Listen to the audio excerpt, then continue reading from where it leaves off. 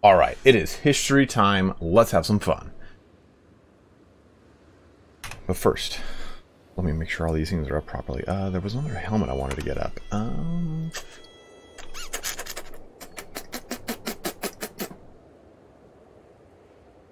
Press this button. We'll move over to this, but damn it, what's the other type of helmet I wanted to look at?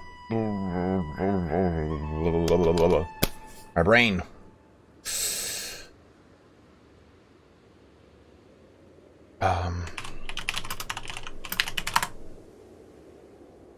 It's not necessarily. This kind of is. Kind of what I was looking for. This kind of.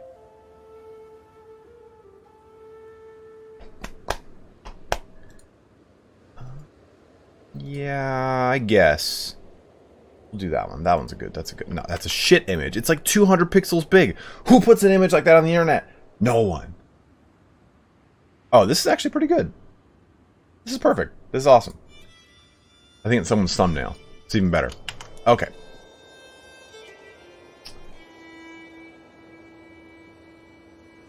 Harold Hardrada, from what I know of him, fought everywhere you could in the medieval world. I can definitely go into Harold Hardrada. I'd probably save it for a time when we're talking about something more relegated to him. Well, I guess the Normans kind of fit that, but... Let's do this, let's press this, and let's do some history time today. I need my glasses. Don't worry, they're not real. We're going to talk about the evolution of armor for the knights of the medieval period. And we're going to be mainly looking at, of course, 1100. And even though this spans all the way up to 1600, we can really stop here at 1450, 1400. Things don't really change a whole ton after that, and I can go into some stuff that does change. Namely, this massive cod piece. Check out that thing.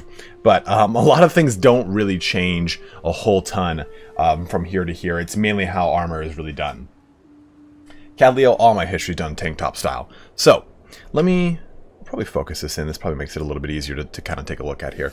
Do you guys want my webcam off? That help? Yeah, this guy is most certainly not a knight. If anything, he's just your standard infantryman.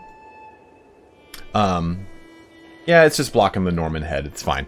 So, the evolution of knights starts all the way back. We got to go all the way to the era of Charlemagne.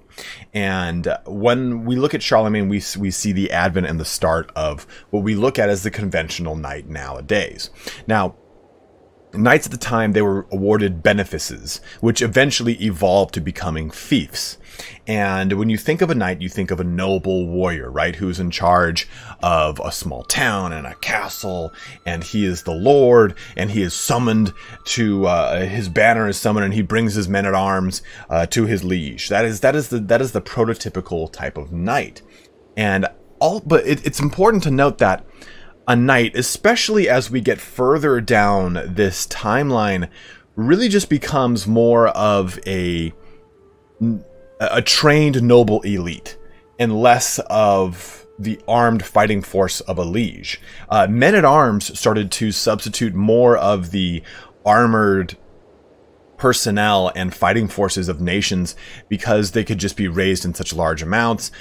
Knights kind of became almost not mythological. That's kind of stupid to say, but they became a little bit kind of removed towards the latter portion of this timeline because knights originally were people that were, like I said, nobility, and they had these fiefs and all this. Knights still retain that nobility, but you could have unlanded knights, and these are individuals that are, of course, not in charge of some sprawling fief that's at their beck and call. So, but one of the biggest things about knights is essentially that they are tanks on the battlefield of the medieval era, and really taking a look at the evolution of armor throughout the history of medieval knights, we see something that becomes just absolutely terrifying. And I'd say this is their apex form of 1450 as far as this little picture goes.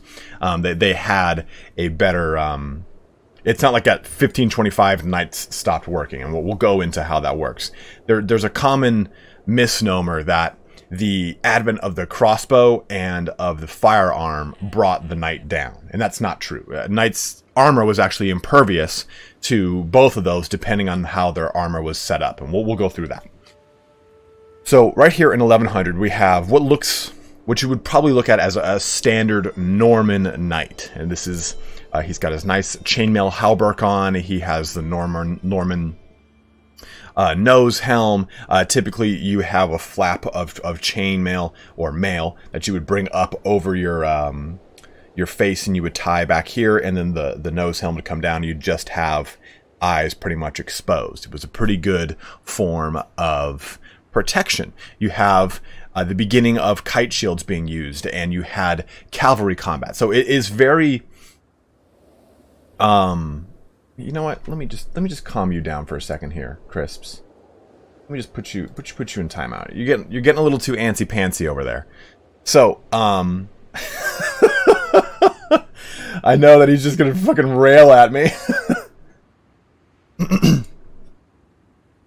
I keep looking over to see what chat's saying, and it's just Crisps making fucking comments.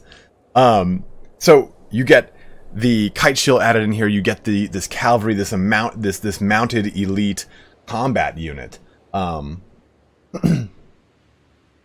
all the time, actually, Evergame Studio. It's a common misconception that knights had limited mobility. They actually had very good mobility because of the way that knight armor was made, and we'll get to that point later. So as we jump forward in line here, we see an evolution of some things. We get the surcoat added on to the knight. We get more chainmail added down around their feet and on their hands. And the big difference between these three knights in specific is, as far as their mail goes, is look at their hands. This is like a chainmail mitten, and these guys don't actually have any chainmail mittens. But this is the advent, well, not advent, but this is actually a gauntlet. And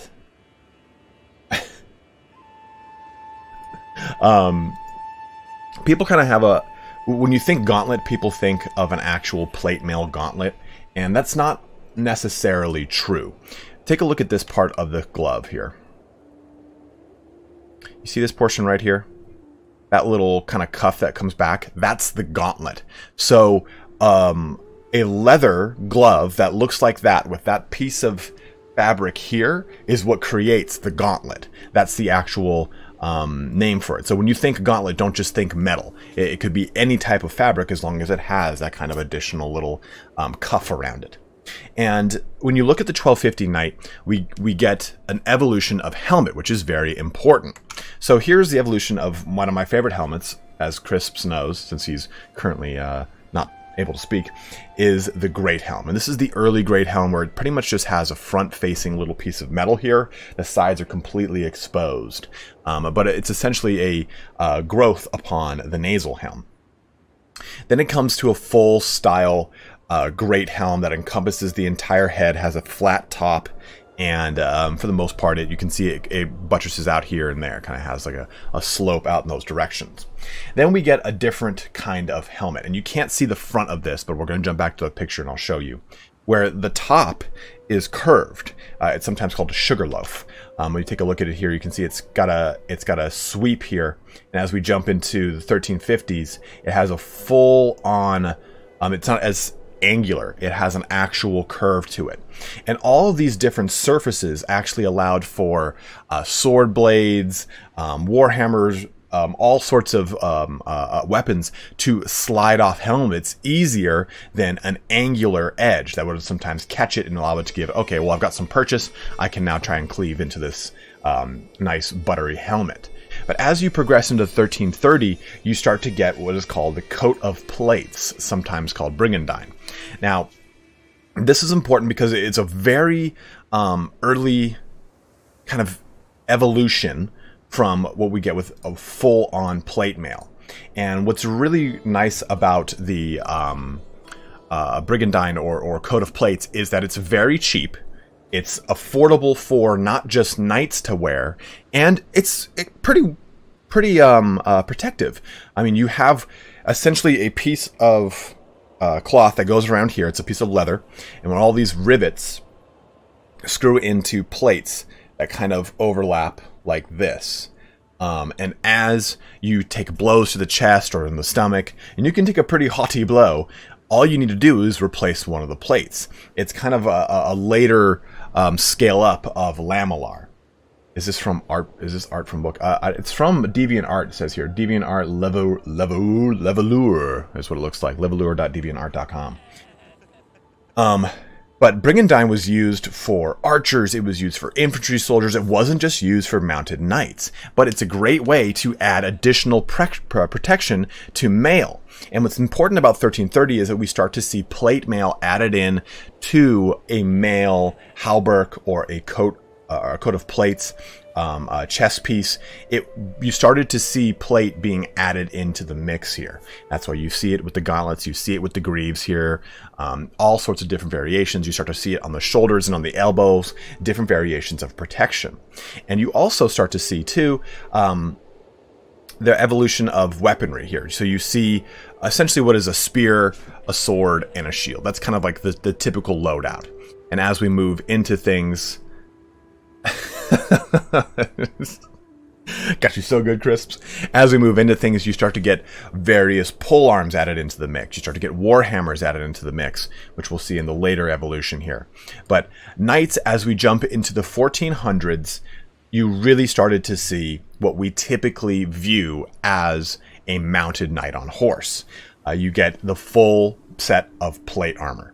And with this, you get mail underwoven into this, and sometimes you'd have a gambeson, or what is sometimes called an arming coat, that had mail woven into the arms, below the chest portion, in between the actual leg openings, below the greaves. And this mail would provide protection that the plate armor itself did not provide. And what's important about these two eras, 1330 and 1400, is that a lot of the helmets of the time also had what is called a hidden helm. So when you take a look at these two helmet apparatusi situations,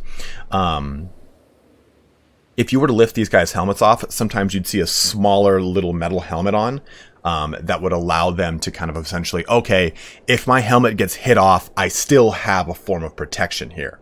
And then under that would be the arming cap, and then above that would sometimes be the chainmail. So you had multiple layers of protection in the head, and you had a separation from the chest portion of your armor, whether it be coat of plates or a single breastplate, that had a separation from the neck and the head, as there was no in between as far as armor pieces go.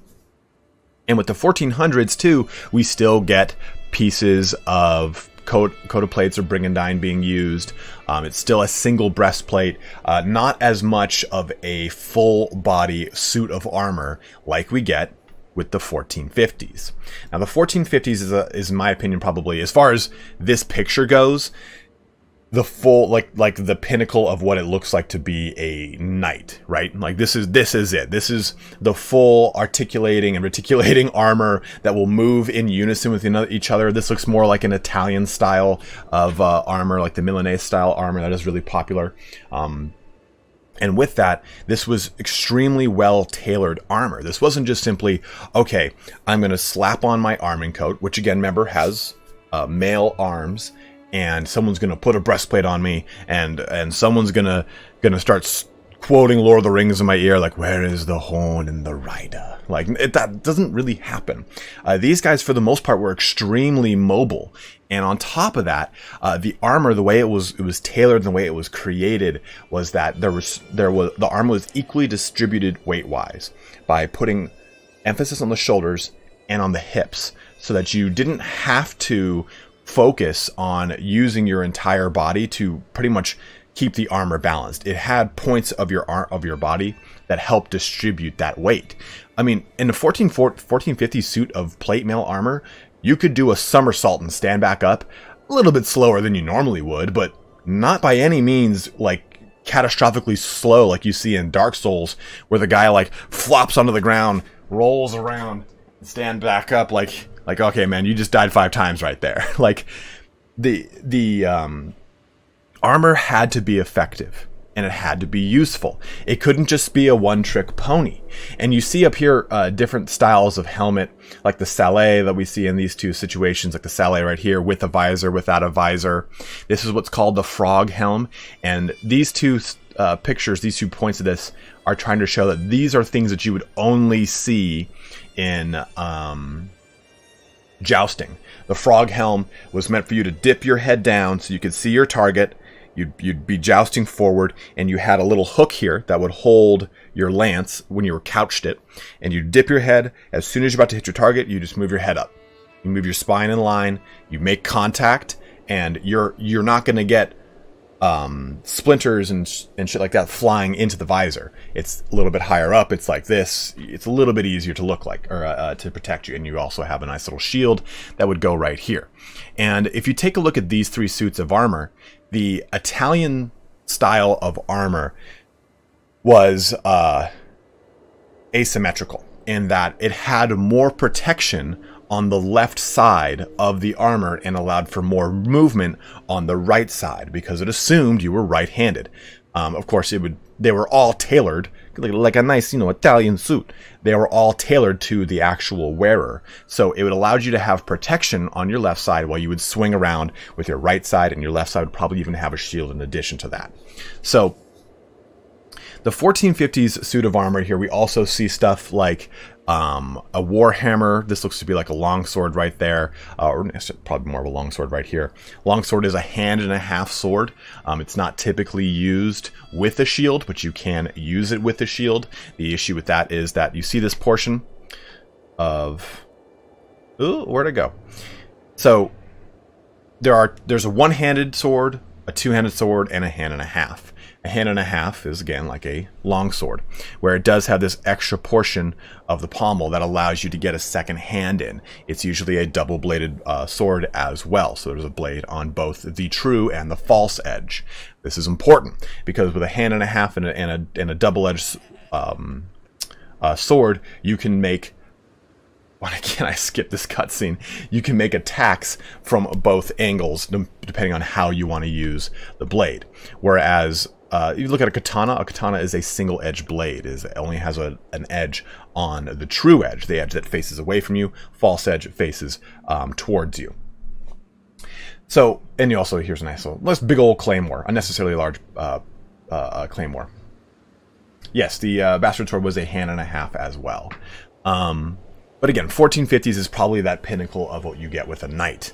Now, when we look at 1525, we start to get very ornamental, and we start to get very different style of plate armor. This is less of a focus on knights clashing into combat and jousting left and right here. This is more for show, to kind of show off that, hey, I am the richest, the gaudiest, so on and so forth. And it doesn't really show this here, but you see this breastplate here on the 1610, what is not a knight? This 1610 breastplate, most knights at the time, especially with the advent of firearms, had an additional breastplate that would mount onto their normal cuirass. And this would look pretty much like this, have an extreme angle like this, where this portion, the front, had thicker metal than the swept out left and right sides of it. And it was designed so that it could take a shot from a musket and it would not penetrate probably even that initial breastplate. But even if it did, it would allow it to smash into the breastplate behind it, and the knight, for the most part, would be completely unscathed. It's important to note that arrows, for the most part, were not able to pierce the armor of knights. You had to have a very specific bodkin. Even the crossbow, unless it had a good bodkin, could probably not necessarily pierce the armor of a knight because of the way it was actually designed to deflect arrows, to allow for the fractures of shafts to fly off away from them, and the angular sweeps of all the armor.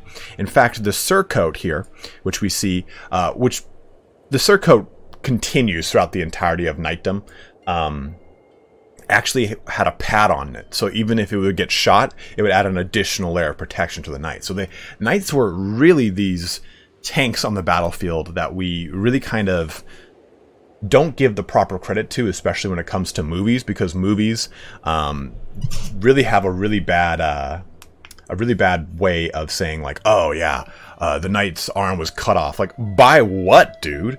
For the most part, knights were incapacitated during combat.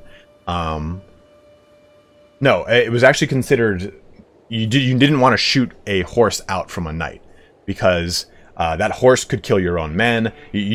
Killing the horse of a knight wasn't always the best thing to do, because now the knight was on foot, and it wasn't always the best thing, because the knight oftentimes was a better fighter than the soldiers around him, depending on what era you're looking at. But if you take a look at something like the Battle of Agincourt, you absolutely wanted to shoot the knights off the horse and have them land in the mud. It just depends on the scenario, but archers shooting the horse out from under knights was not as prevalent. On top of it, though, incapacitation. Knights were more often than not incapacitated and ransomed off. You didn't just like slash off a knight's arm or a head or stab him through the chest or something like that. It just didn't happen. Most of the time, you would swing something at a knight and it would break a bone, and the guy was incapacitated, or you hit him hard enough with the concussive force of the pommel of your sword. Someone mentioned half sorting, which is when you grab the sword blade and start to pretty much. So if you use your hand on the hilt and another hand onto the blade, that is called half sorting. You are pretty much taking the length of the sword and cutting it in half, because you are now creating a new point that you're holding it at. But a lot of this stuff allowed knights to live through most of their combat, and it was pretty unheard of for knights to die in a lot of engagements unless they were in situations where that just wasn't going to work for them, Agincourt being a really good example of them. But like I said, for the most part, they were captured because knight armor was so effective, and they would be ransomed, and sometimes even their armor would be confiscated and sold, because it was so damn expensive to maintain nice, gaudy suits of armor like this. Did you talk about how maneuverable knights also were? I just got in. Yes, Zombie King, I did. I was saying in the 1450s suits of armor here, as an example, these guys were extremely maneuverable. They weren't weighed down, and they didn't have to just be helped onto their horse. The knights that had to be helped onto horses were knights that were typically wearing jousting armor, which had extremely, extremely thick, I don't want to say sweeping, but a jousting breastplate was thick from this side to this side, whereas a normal breastplate is thicker in the chest and thinner on the sides. Jousting armor was extremely heavy, and it was meant to take essentially a Mack truck blow to the chest here. So it's a pretty big difference. So yes, Aradom, actually that's exactly it. Aradom asked, was the downfall of the knights similar to what happened in Japan with the fall of the samurai, i.e. the rise of large conscript armies? It was not necessarily the rise of large conscript armies. It was the rise of not conscripts, but standardized government supplied armies. Like when you take a look at stuff like the British Empire, all these armies are supplied and funded by the government, versus you take a look at feudal knights, which of course have their own men-at-arms that they come accompanied with, and you have varying levels of skill from the men-at-arms to the knights. For the most part, you had disciplined, standardized fighting forces, and that's what allowed for the knights to kind of take a back seat, because no longer did you have your elite hammer that would smash upon the anvil that your soldiers were creating. You had pretty much a solid fighting force that was well-rounded and standardized, which allowed for the knight to really kind of fade into obscurity. But that is history time for today. It was a long one, and I didn't really have a good history time planned, and I went with this one, and ended up being a lot longer because I just know a lot about this subject, so I kind of rambled. So I apologize. But let's play some Crusader Kings. There were not necessarily knight orders. There's 3 knightly orders that we know, that we kind of think of when we think of knightly orders, right? We have got... What the hell's going on here? What the hell? Sometimes Crusader Kings doesn't like when you Alt-Tab. There we go. We have the Knights Hospitaller. We have the Teutonic Knights, and then we have the Knights Templar. And the only... Knights Templar is the only one... Well, I guess the Knights Hospitaller are still around. They're not a military arm anymore, though. Okay, so let's jump on in. Let's take a look at where we're at. What were we dealing with last time?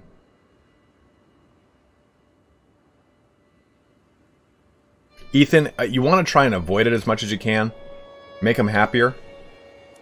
But, I mean, the Duke of Apulia here took over all this land, and I couldn't stop him, even though I tried. It's just ridiculous how much this guy's gotten. So let me see. You got sauce. Oh no, Zypher, we're beyond that part.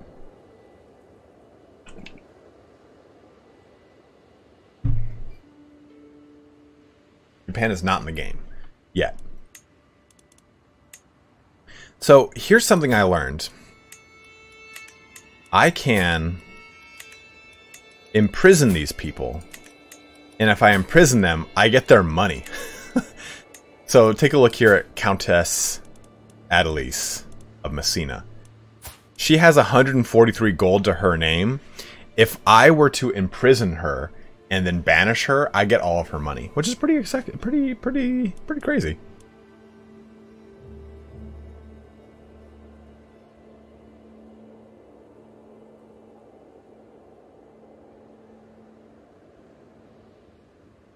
What's up, Hugh? How are you, man? How effective is light food at countering armored soldiers? I know they are listed as there, but so much you should only run an army of light footmen and archers. No. No, I don't play with any mods, Java. I don't think you should have an army consisting of just them. I mean, my army's kind of...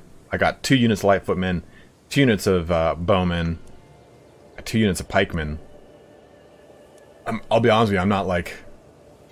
I don't really have a rhyme or a reason for what I'm doing. Kind of just pressing buttons and learning more about which ones. I guess I'd say just look at your territory. Look at what you've got around you and where you'll be doing your wars, and if those specific men-at-arms make sense for you. Doing well, Hugh. I'm doing well, my brother.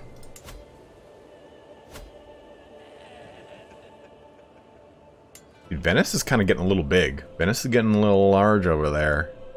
I have a claim to Venice, I think. I don't. My sister. I wish I could land this guy. I wish I could invite him to my court and land him, but I can't bring my brother back from exile. I don't even know where he is. In Ailech?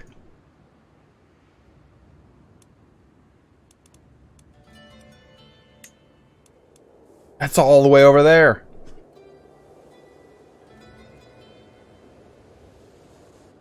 Yes, Moppets, it is.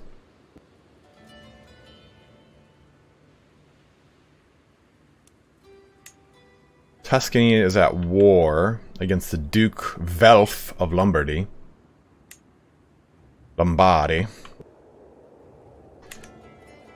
Okay, so let's kind of make a plan here for today.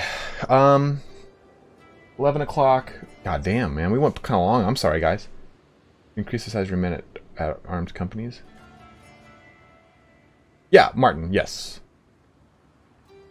I think I did it in the Combat and Claims video, too. Yeah, this is the year 1000 AD. Samurai don't even exist at this point. I think the first samurai come around like 1100, 1200. Can you help me out with that, Crisps and or Stephen Lee? And they're way different looking too. They're not the typical armored samurai that we know. The samurai were originally the first inception of samurai were mounted archers. They didn't have the kind of cool role that we look at them and romanticize when we think about samurai history now. The very first samurai were essentially, like I said, like mounted shock archers with very different looking armor. large pieces that were from above the shoulder to down here that would protect anytime they draw the bow and arrow. It would protect their back, and the other one would protect the front. It was pretty interesting the way their armor worked. Okay, so let me see. I got some wars we can do.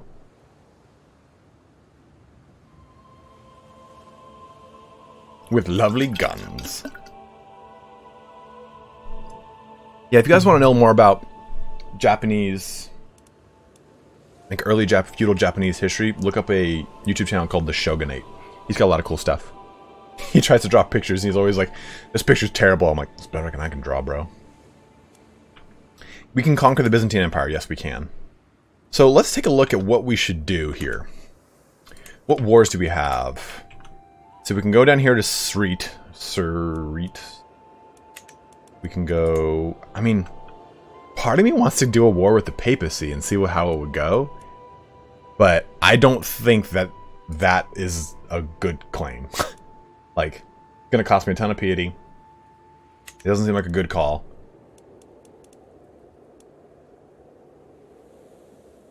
Evergame Studios, I think right now, Crusader Kings 3. But if you want combat and you want an active strategy game, Warhammer 2, for sure. Total War wins that hands down.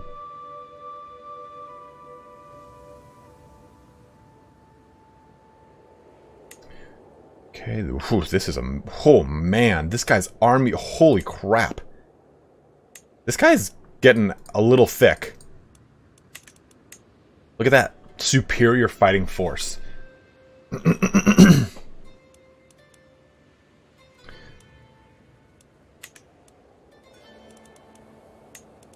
Okay, that's that down there. And I don't...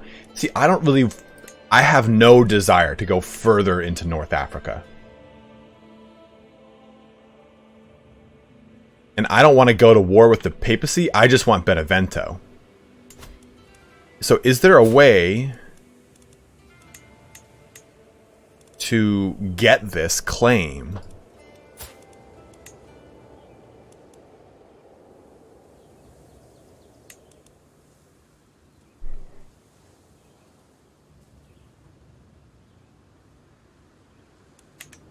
Like, and this is a question that a lot of people ask. Yeah, guys, turn it blue. Come on, press those like buttons, my bros. Well, I already have a claim for it. So take a look at this. We go to Pope, seize the county of Benevento. But the problem is that I am declaring war on a papal vassal.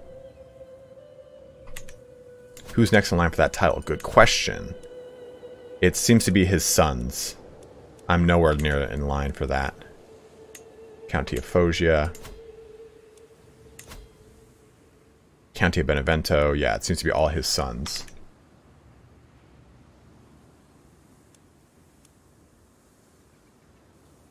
But even if, even if we, like I said, we already have the claim, but is there a way to actually get him to give, like, and people ask me this a lot in comments on some of my tutorial videos, like, hey, can I get a county or a region from anything other than war? And was that possible in Crusader Kings 2? I think that's the first question I need to ask.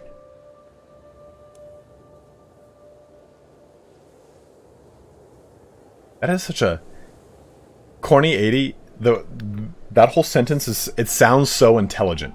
It's locked within the ecclesiastical succession system, but you might get the bishopric as a vassal. Like, that's the most, like, on a stream for a video game, it's like the most intelligent sentence.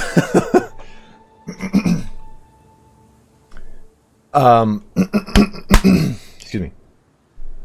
Zombie King, I'll be honest with you, 9th edition from a rules standpoint looks really cool. Hold on. Mux, I know it's not CK2. The question is, could you even do that in CK2? Because then you'd be able to do it in CK3. Okay, buddy? But Zombie King, 9th edition, from a rules perspective, looks really awesome. But here's what I haven't liked about 9th edition so far. Big reveal coming. All year, big reveal coming. More Space Marines, more Space Marines, more Space Marines, more Space Marines. I play Space Marines. I played Space Marines since I was 10 years old, and I'm 32. I'm kind of over it at this point. Like, I want to see some of the other races look cool. If Eldar don't look any cooler, if Dark Eldar look pretty goddamn awesome. If Orcs continue to look kind of shitty, it's kind of making the game too stagnant for me. I've decided to go switch over to Sisters of Battle, and I'm pretty stoked on that because their models are amazing. But 9th edition's got to pull out some pretty big stops for me to want to play it again and cover it again. Right now, I'm kind of big on Age of Sigmar and my Sisters of Battle. I've got my Lumineth Realm Lords that I'm going to be painting up and playing with. I've been so busy with all this that I haven't even touched my Lumineth though. So until I want to do that, I won't want to cover any lore or any stuff on the games because I'm just not as invested in it right now, and I feel like it doesn't make for the best video. You can get territory from marriage or inheritance from some kind of cadet branch that dies out. Okay, interesting.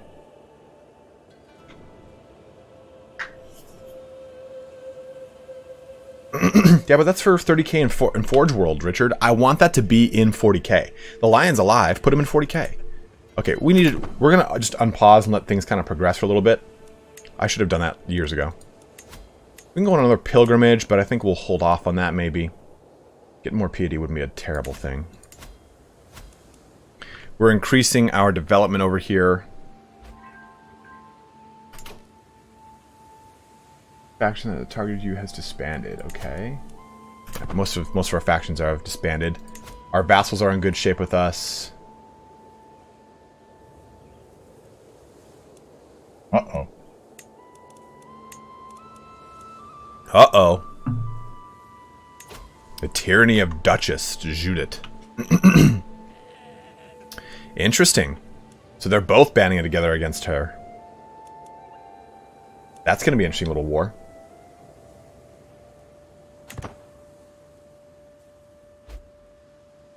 My cousin Count Jonathan is taken prisoner by Duke Belf of Lombardy after he won the Battle of Garate. Interesting. I don't want this war to really go down. So I can press this button. Let me see. What's this war for? Okay, what is this?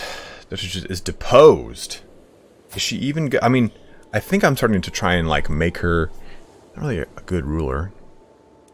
So if she's deposed, who takes over in her stead? Constantine. And Constantine is not terrible, but he's got no kids. Uh-oh. So here's then the question. So if Constantine takes over, and Constantine dies, who's got no children, who takes over from him? Interesting. I wonder if is that covered in my dynasty, I think?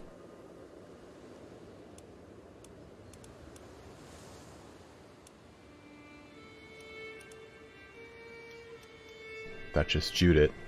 That's the brother, so it goes to Constantine. Yeah, check line of succession here. Here we go. It goes to Richard, my cousin and guest, covetous guest. Then it goes back to me. Ooh. So, interesting. So I could kill Richard. Well, he's my cousin, you know? Richie Poo. I could... So, I've paused real quick to kind of talk about this. So, looking at this line of succession, Constantine's 52. Richard is 50. And then it's me and my son. So I could bring, because I made the duchy its own thing. I said like, hey, yeah, we'll make it autonomous. It can do whatever it wants. I can bring it back into my realm.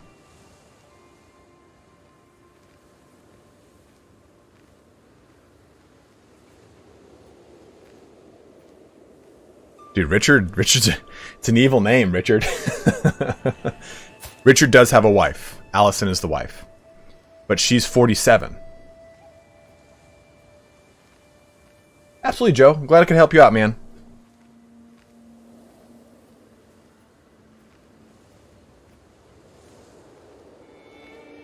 It's not you killing him, it's your enemy killing him to a tactical blunder. Interesting, man. We are still a Confederate partition. We're trying to get to just a normal partition right now. We do not have hereditary rule innovation yet. It's going to take us 16 years to get there. We're 37, so hopefully we can get there before we die. We should be okay, but you never know.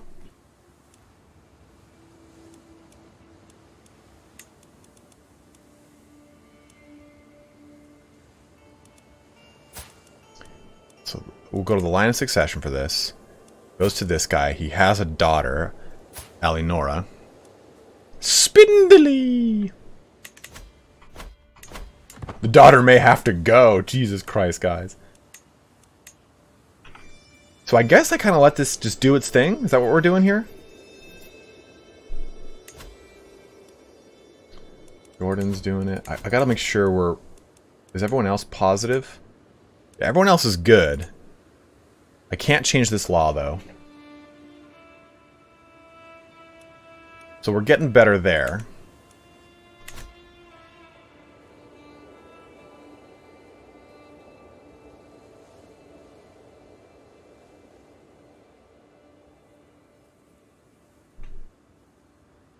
Dude, this is a pretty thick army that's going to depose him.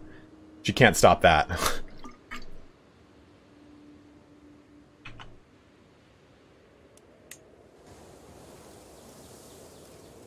Interesting. That's going to have to run its course. Alright, putting that up to 3. Let's get that to do its thing.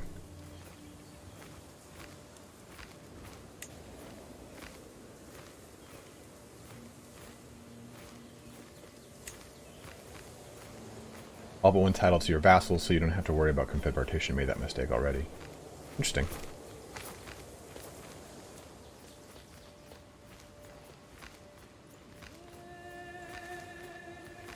Kind of curious to see how this is going to go out. This is going to turn out. Let me look at succession. Ooh, the memories remain. Oh, Alberata, if you were still with me, I know you would tell me to be strong. That things will get better, and you will be right, as you always were. First, I must curse and cry. 8 stress. Alberata is dead. She is dead. Lerna, okay, so you will get the okay. Alright, Hugh, have a good one, man. So I think we should... Salerno has got to just kind of be buffed up here, duchy-wise.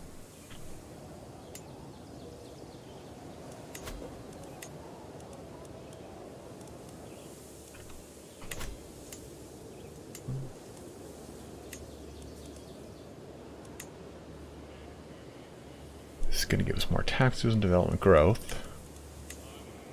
Room and toughness, and this is going to give us life counter. Okay, nice. Alright. That's not bad.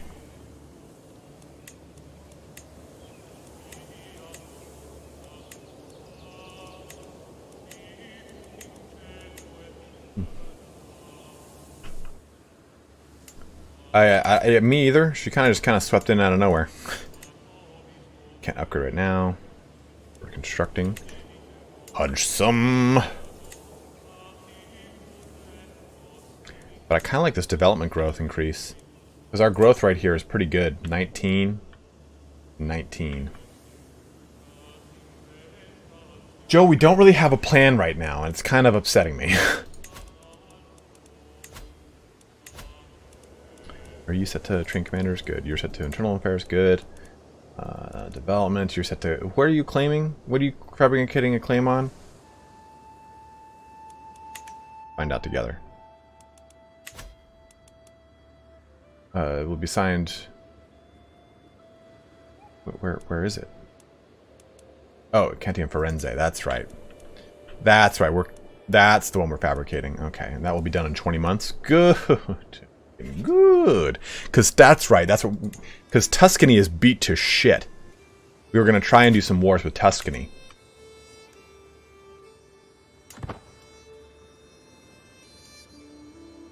Yeah, I don't know how to get that. I don't know how to get that at all.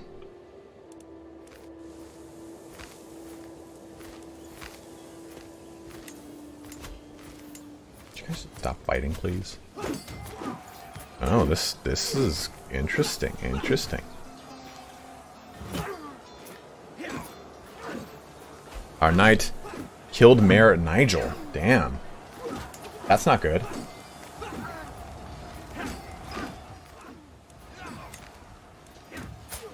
Not good at all. Stop this fighting. We do not have a tax collection building, Ergen. We're going to build one in Palermo. Actually, we can do that in just a little bit.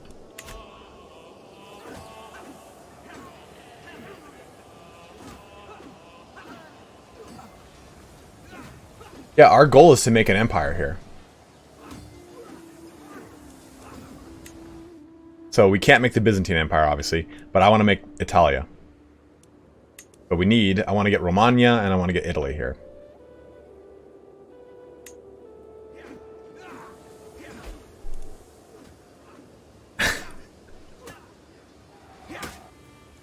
Your Duke is not swayed. Hey guys, my other brother, my other brother is now in chat. Everybody mention ChrisCap16 and say hello. His nickname is Big Bear, and if you're wondering why it's Big Bear, it's what we all think of when we think of the term bear nowadays.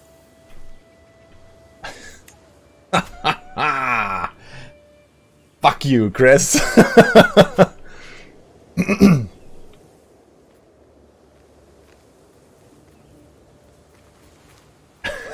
Big Bear.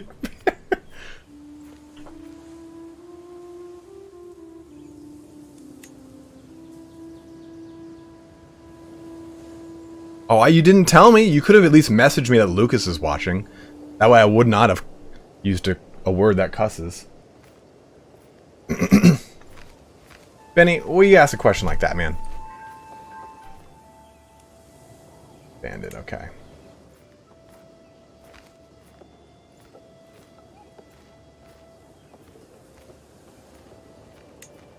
Alright, so... They're still defending against it. And losing.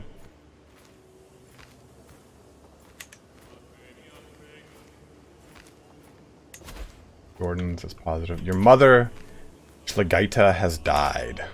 Womp womp.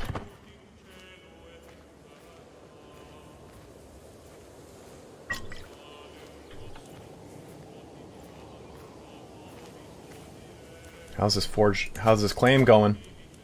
60 more months.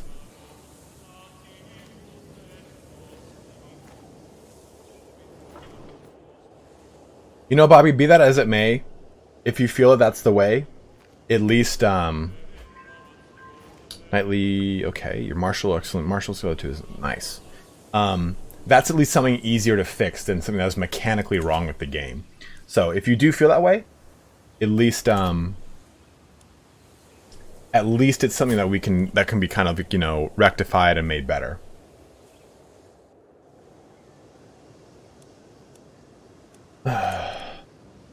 What is this? She's got a ton of claims to stuff.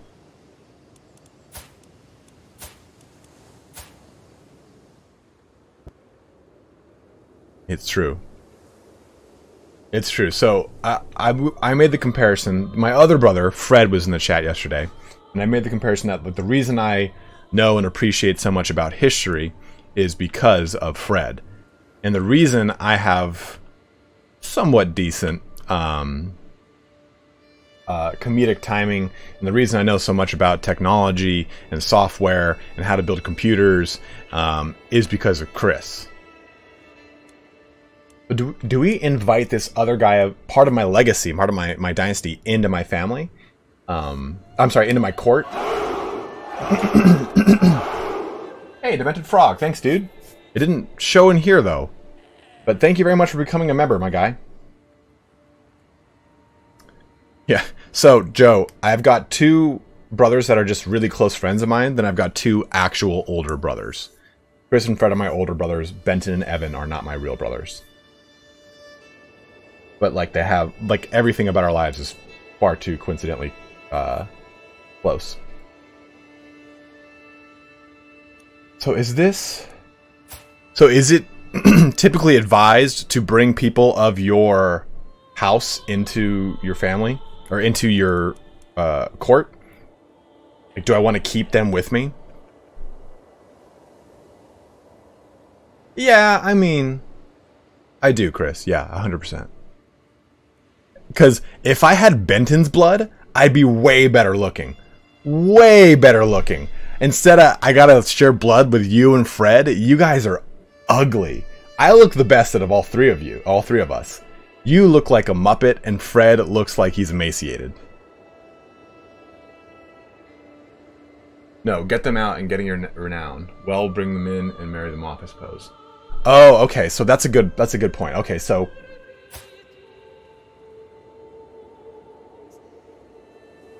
I see. If they can trace heirs to you, you will want them under your thumb. Number 2, dude, Lucas is number 1, the looks. If anything. That's a good-looking boy, man. He looks better than all of us.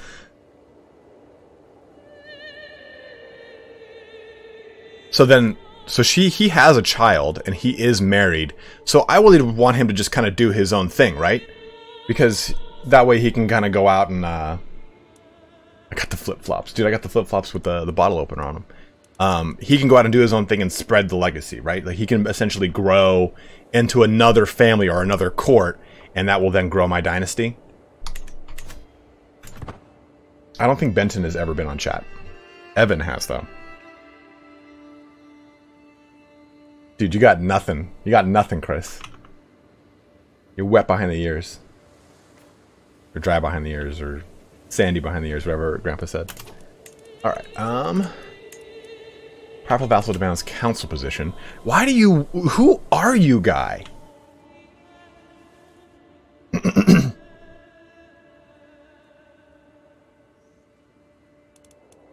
Heir in line to inherit titles. 4th line for the Duchy of Calabria. 4th line for the Duchy of Tripolitania. Go on a pilgrimage, host a feast. You're in line to inherit titles. So 3rd now.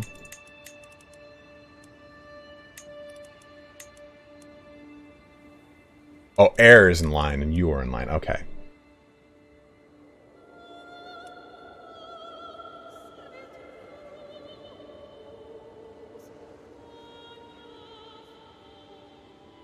Chris is 4 years older than me. Fred is 8 years older than me.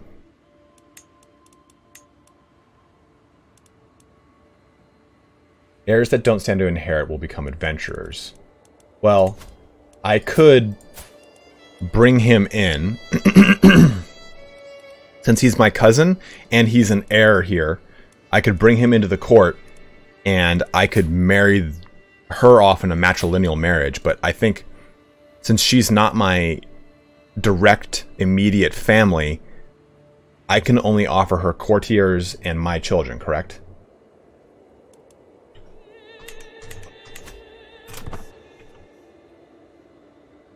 Kind of just letting this go forward here. We'll pick it up a little bit. What the mental age difference is? I'm definitely mentally the oldest of all of them. Chris, you have no idea, dude. Like, look at this. So I am the king of Sicily, and I hold all of these titles of these counties, but I also hold 2 ducal titles to the Duchy of Sicily and the Duchy of Salerno. But because of my succession laws, I am in a confederate partition, and my son will only inherit the Kingdom of Sicily, which is good, all of my encompassing lands, but only the Duchy of Salerno. The Duchy of Sicily will go to my other son, Prince Tyrion, and he'll get all of these counties. You have no idea how complex it is.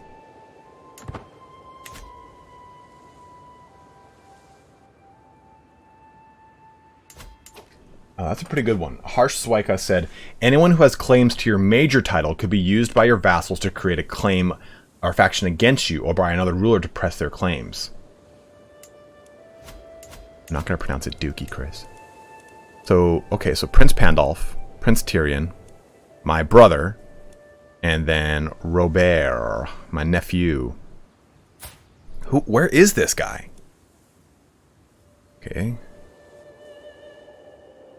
Just out and about, cavorting across the land.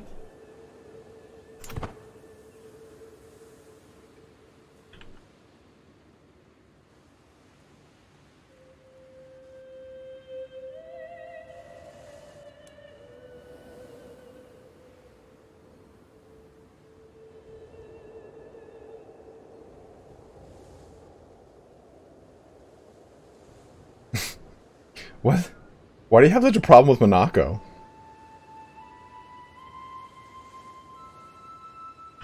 Is it even called Monaco this time? Yeah, there, Barony of Monaco, right there. Want me to go to town on Genoa? Replace it with dude, affordable housing in Monaco right now? Everywhere in Italy is affordable. Chris, you could go buy a summer home in Italy for like $4,000. Said Monaco. Monaco. Just stop it.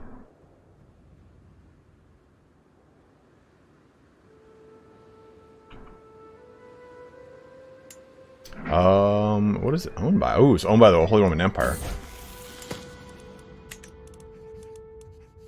Monaco? You guys want me to call it Monaco? Some of my counselors believe the job is theirs by right of blood or influence alone. How wrong they are. I expect results, yet I am often disappointed. After a long day, I am complaining to Aslaug when she interrupts me. Let me do something about it, husband. A few lessons might sharpen their wits. So she's got super high learning and really good martial. So, Archbishop is in need of some guidance. The Archbishop actually has pretty good learning himself, but I think the martial still is pretty solid. Studying intrigue.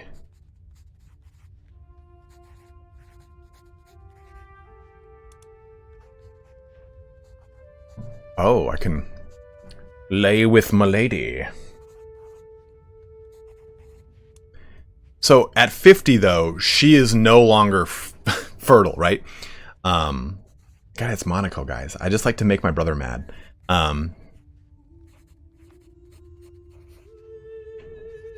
So, I mean, yes, I can always lay with her, but at 50, she can't produce more kids, correct?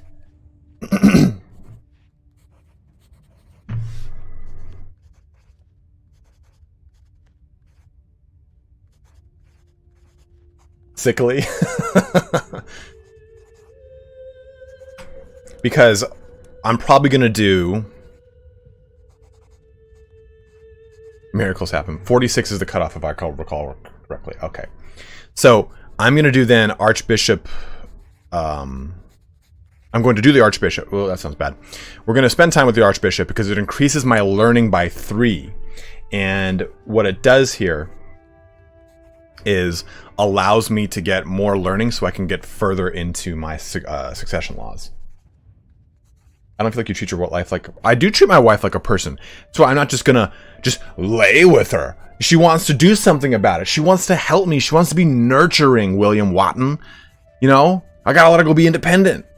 She wants to be independent. I can't just be like, no, milady, your role 'tis in the bedroom with me. Just let her expand herself, you know? Not that kind of expand herself, you know? Things.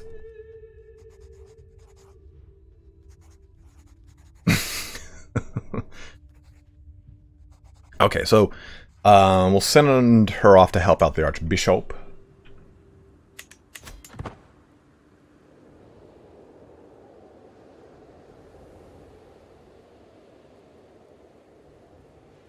Why do you want me to disinherit my second son, Tyrion? Because he's also a hunchback? So, for those of you who are just watching for the first time today, my main character, King Roger de Hauteville, is hunchbacked, meaning he is not good in combat. He has low attraction. What's up, Shadow Khan? And he also gets an increased opinion of other hunchbacks. But since it's a congenital trait, it has a chance to pass down to my children. And my wife is quick, so quick has a chance to pass down to my children. But I have passed down nothing but hunchback to both of my legitimate heirs. Now, my illegitimate kids, on the other hand, I don't know about those. Where are they? Aha, there we go. One is pretty, and the other is bossy. I've done nothing. Good. Uncle killed in siege. Uncle Guido. Okay, alright. That is not good. What's up, Olaf? Cliff and Roger, kings of Sicily. Star-Lord never shows up. Yeah, we've gone down, we've chosen this legacy to try and get better congenital traits whenever there are children being made through the Stork system. Okay, negotiate alliance with Countess Adelise. Well, I think we should probably do that.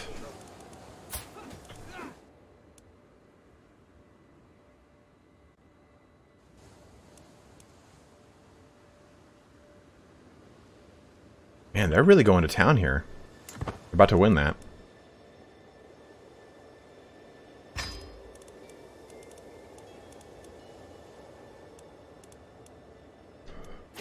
Let's see, alliance formed, okay. I'm naturally afraid of you.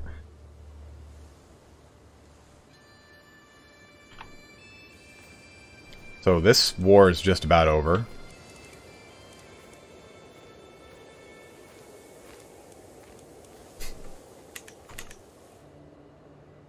Waiting for this. Did this claim not get fabricated? I have a month left, dang.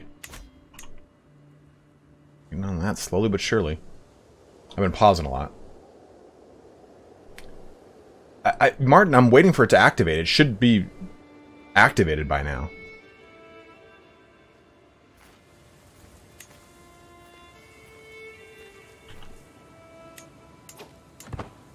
I have to forge a claim to...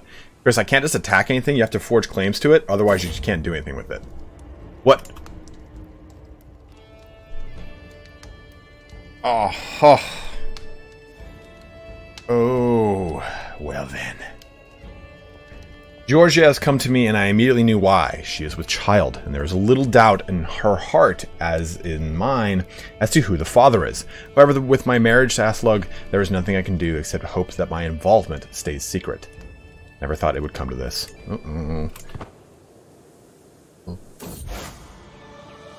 Ooh, renewed jihad. The unthinkable has happened. The holy city of Mecca has fallen to infidels, and the Kaaba is even now being defiled by their very presence. His Magnificence Caliph Muhammad has declared that an era of renewed jihad is upon the world. The holy city must be retaken at all costs. All righteous Muslim faithfuls should prepare to join the ranks of the Mujahideen for the upcoming struggles. This could be the beginning of unprecedented Muslim aggression. St. George protect us. Muslim faithful now access to jihad. Ho, ho, ho! It's getting a little wild over here. I'm surprised we haven't gotten the event for the Crusades. Maybe, Eridom. Probably not, though. Corny, I am kind of agreeing with you on that. She's really good, though. She's such a, like, she's a solid wife outside of everything like that. Everything other than that. Is this war ever going to end?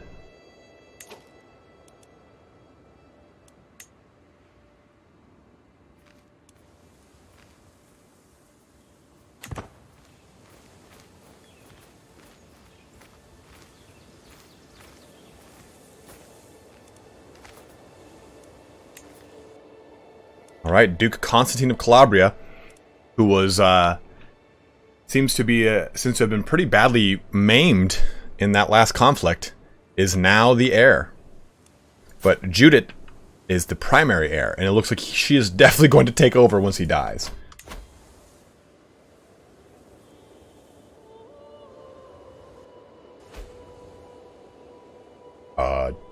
Why did he create a faction against me? Do consties. Consties, you jerk.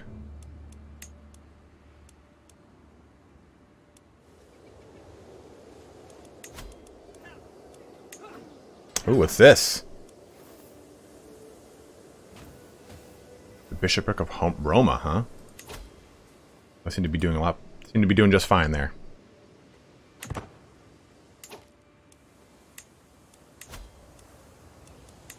It's fine. Do whatever you want.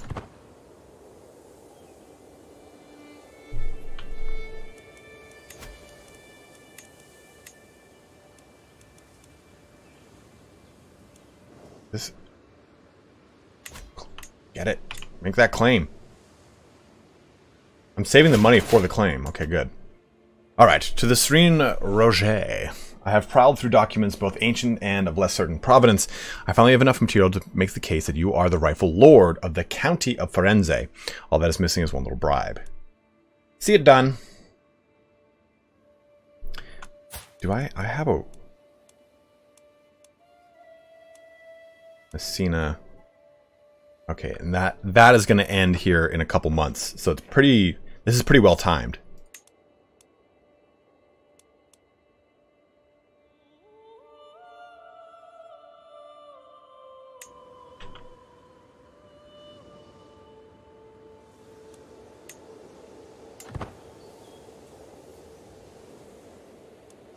New intrigue point. So we can get Kidnapper, gets the abduction scheme, which I kind of want to try that out. Murder scheme power, abduction scheme, little desire. Let's go Kidnapper. I want to try this one out. I want to see how this works. The abduction scheme is a hostile scheme that aims to imprison its target. It's a secret scheme based on intrigue that can recruit agents. A successful abduction scheme will result in the scheme target being imprisoned by the scheme owner. Yeah, we want to try that one out, right? That seems pretty fun. That seems really fun.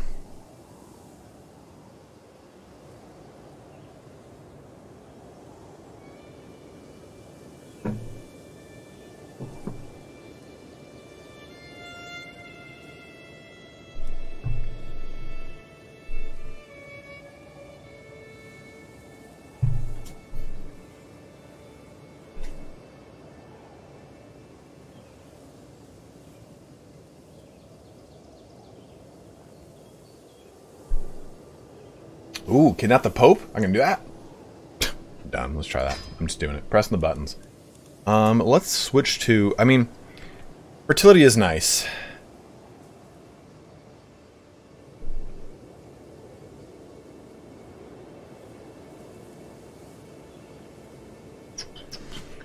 But we're not going to be making any more with our wife. And our current lover is just not really doing it. You know what I mean? Not pumping out some cool kids.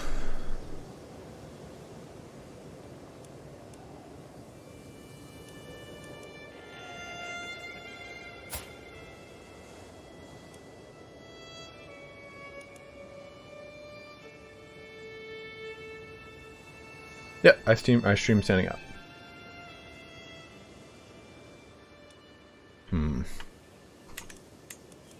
Yeah, I wanted to what is here? So abduct. 5% chance. It would take 8 years to do it too.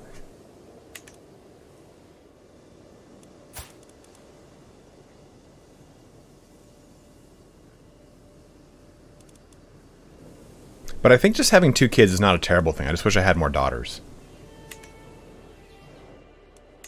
So now we have a claim to Florence. And... or I thought we did. What the problem is here.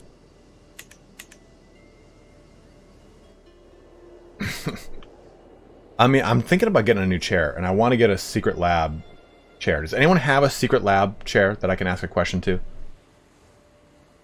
Oh, Habsburg Judge.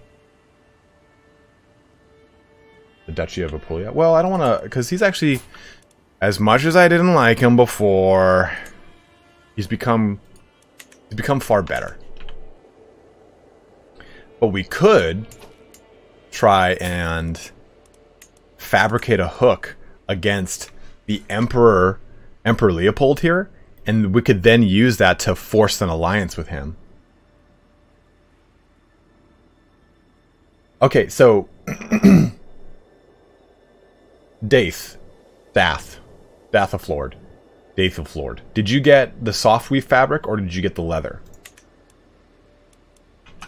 I think the fabricate claim thing is pretty cool here because I can like basically use that to force certain situations, which I like. 95% chance to put her in prison. Takes 8 years.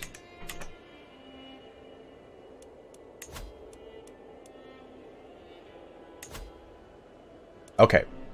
Why soft weave? Because that's what I'm kind of thinking about doing as well. But I don't know what I should do. Okay. 30, 30, 30, 30. 30.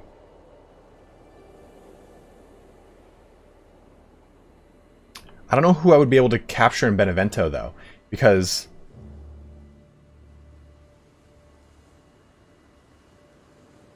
yeah, like I live in Southern California where it gets dang hot.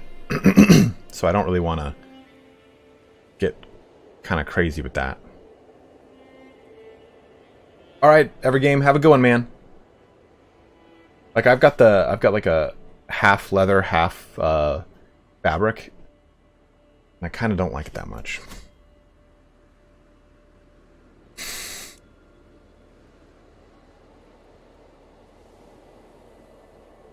What do we do? We could try to look for more stuff over here at the Byzantine Empire.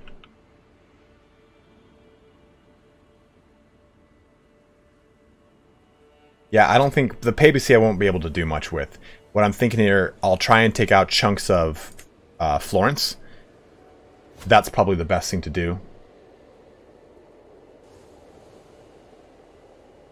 Which I kind of do already, Stephen Lee. I've formed a claim. Why can't I...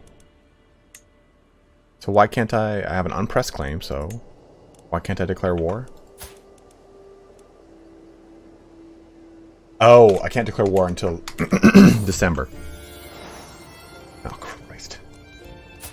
Oh, another pretty kid. Alright, a scandal you learn is... exposed. Scandal is in waiting. Oh, well, got another hook against me, building up in the background. Okay. So we have to wait until December for our next situation. Let's build Palermo. Let's go build our tax offices, because that's going to increase our taxes down here. Oh, I have to convert the culture down here. It's not a him, it's a her.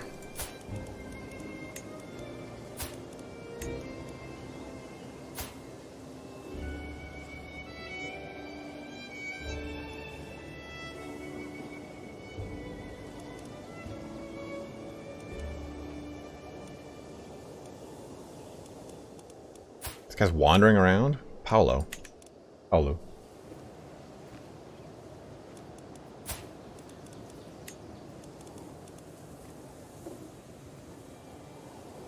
Can marry in secret? That's kind of cool.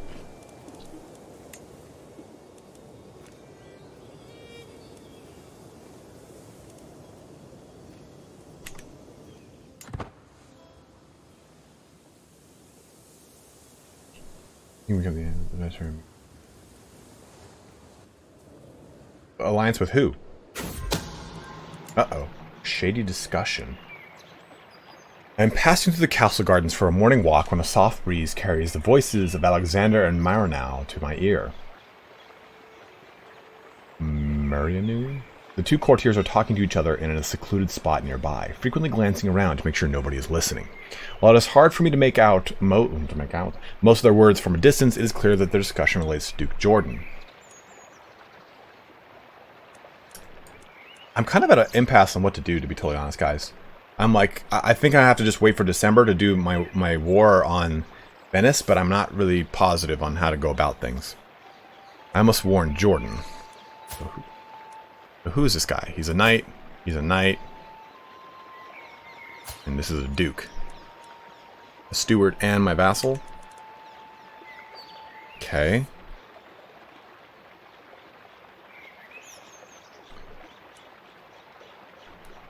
Whoa. You gain 20 dread. 16 is... These are like two of my best knights, too. We changed to Sicilian Piazzi. Or Piazzi. Piazzi. There's something important. How much dread do I have? 0 dread, so...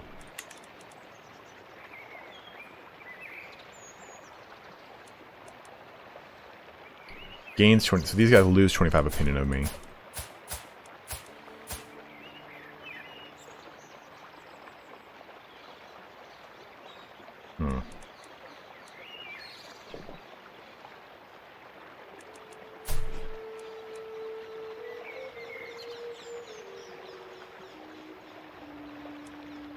Yes, this is related to my lifestyle focus. Hence that little symbol right there. Interesting. Which I might switch my focus to learning now. Because it'll allow me to kind of make some changes here. But let's go...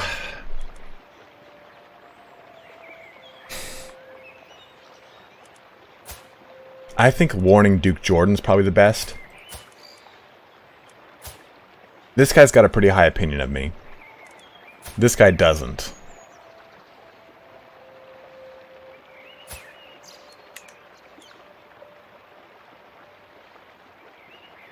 Jordan is the Duke of Capua.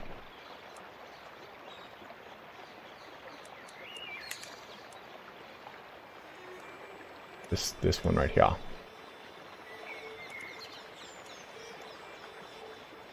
Yeah, I think we'll warn him. I mean, I could try to torch these dudes.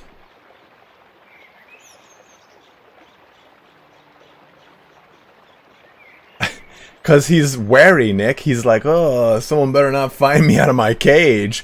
He's a clever girl. Yeah, we'll warn Jordan. We'll warn Jordan. And let's... who are we swaying right now? Duke Jordan? We don't need to sway him anymore. We just sway this dude. He's just all sorts of salty right now. Ah, good. So Palermo just converted over to Sicilian, which is perfect. Because now I can create the tax offices there, which is excellent. Dude, look at the fancy check mark next to your name now, Nick. Isn't that awesome? My boy's growing up. And I think I want to make a switch to learning here. Or I guess we could do stewardship. I'm looking at my skills and what I get the most benefit out of. And anytime I deal with any kind of intrigue event right now, it's not going to go well for me. So I think maybe going to learning might be better. Because, and the reason I want to go to learning is because it will help me out with... this getting to hereditary rule, because I've kind of decided, okay, this character's not going to be pumping out the best kids right now. I think what I should do is try to use his pretty awesome wife to increase his learning to get hereditary rule established, so we can at least get to partition law. I mean, obviously the goal would be to get to heraldry, but we need to get 2 more early medieval innovations before we can even get there. And household soldiers is pretty close as well, so we'll be able to get there too. Hey, thank you very much, man. Welcome to the channel. We got another member. For those of you who don't know, if you are a member of the channel, you get access to some cool, unique emojis. Your name turns green, and you get a little icon, which is a Space Marine helmet that evolves. As soon as I hit 100k subs, I'm doing a whole rebrand of the channel. So I've got a bunch of stuff planned that's going to completely change. I'm going to get a new banner, a new intro screen, new Twitter background, a bunch of new stuff. It's really cool stuff. I think I'll also be changing the little icon here for loyalty. I'll have a different like little Spartan helmet.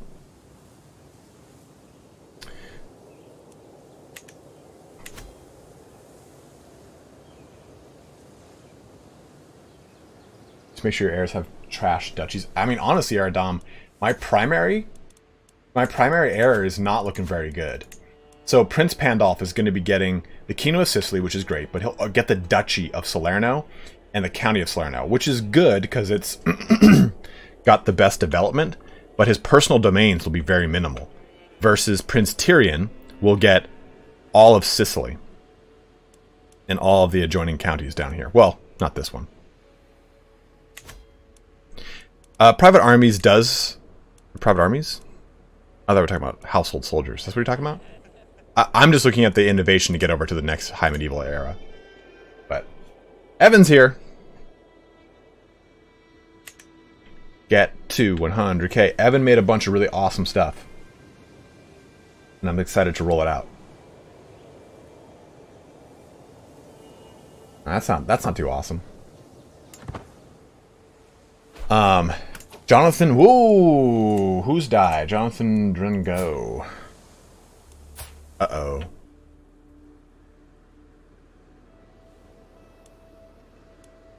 Oh, Naples, that's okay. That's okay.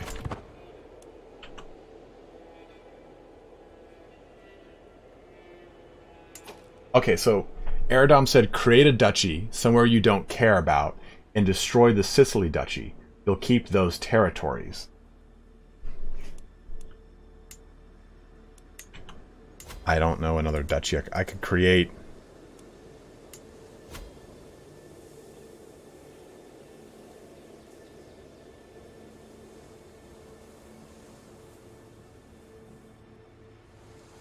I don't think I can give the Duchy of...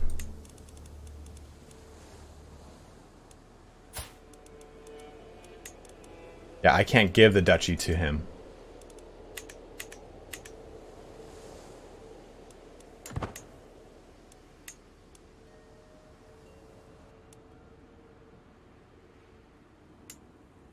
I mean, yeah, this is. I could declare a holy war and go for this. That's not a bad idea. Let me get here. There we go. So now, we can declare war here, though. Let's take a look. What's up, Josh?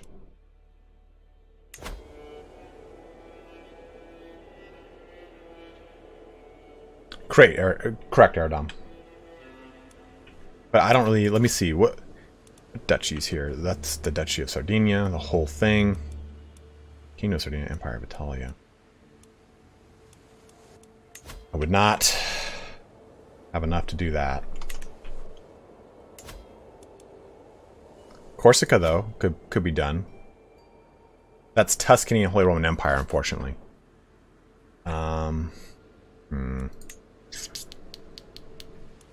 Duchy of Tuscany. All this. God, is Prince Bishop bitch, man. We're trying to get to regular partition alley. Can you usurp any duchies, like any territories you can capture to be able to do so? Well, we're gonna attack Florence or Tuscany here. Because we're now done with this. Oh, the truce is in the truce is on Christmas Eve.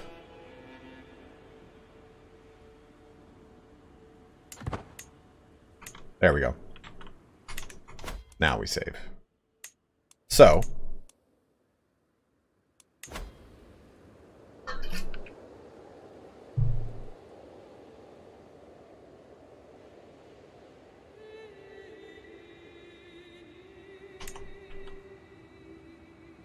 I mean, Pisa is another one.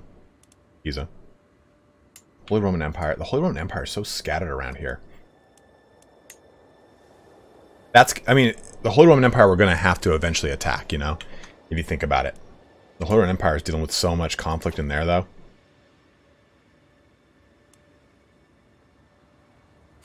Surprisingly not as large of a force as I thought.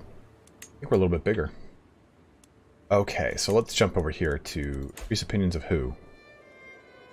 Just don't care about you at all. Okay. Claim on the Duchy of... Useful claim. And he's too expensive.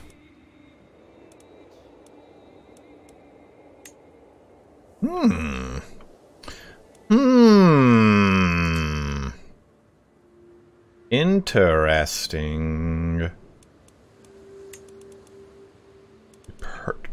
I just don't want to get into all these little wars.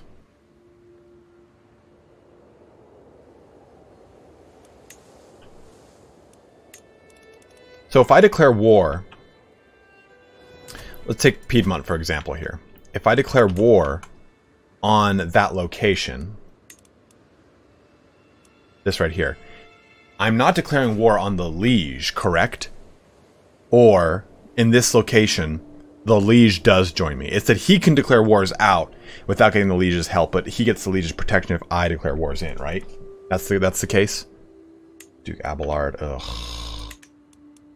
Fine, Duke. We shall make an alliance. That way you can't make a faction against me.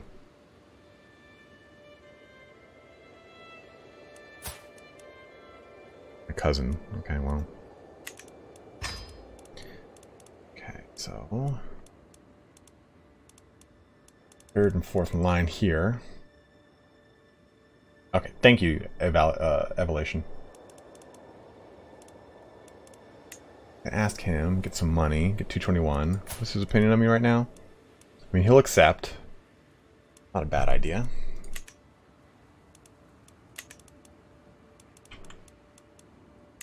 But this, though, would be my claim in contested title. She's got one ally in Duke Jordan, who would not join her because he's on my side. I would be able to pull in... Wow, man.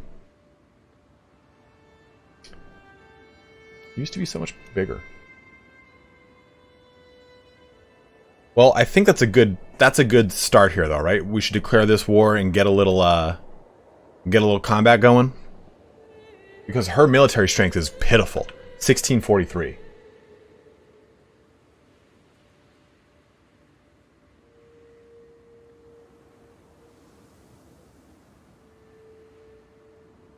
You can do an independence faction. Interesting. And this will give us at least the initial barony of Florence, which we can then Firenze. The initial portion here that we can probably expand out from and try and finish this off. Because I think we have to start taking out the HRE, or not HRE, Tuscany.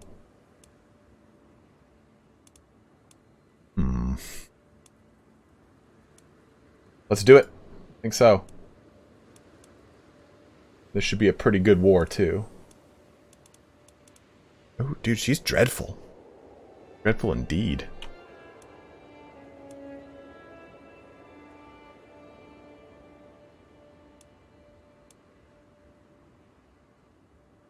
We did marry into the family before, Corny, but we don't have anyone we can marry with right now. Okay.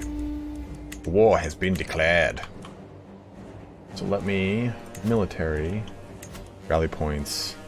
Move my rally point. Right there. Yeah, good. Raise an army.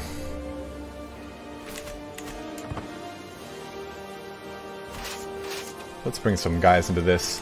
At least just get my guy of Venice. 350. We'll be a little negative, but we'll come back quick from that. Or do I even really need to do that?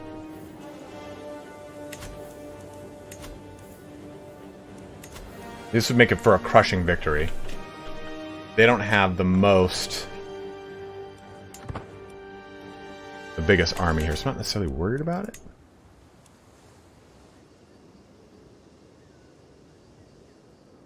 Yeah, I don't really want the HRE, I just want Italia.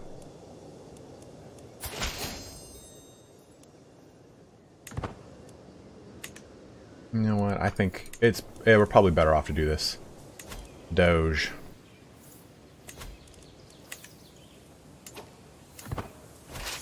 so our army is...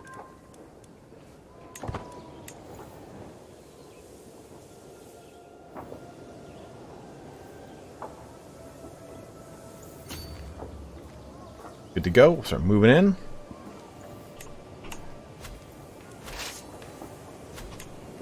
There we go. That's how I wanted. Pushing your chance of winning for several weeks. Thank you, Duke Jordan.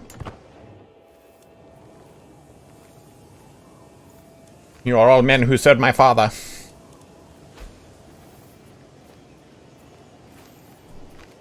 Ah, enemy ally. So who is this? I didn't expect that guy to join in, but we gotta get moving on this.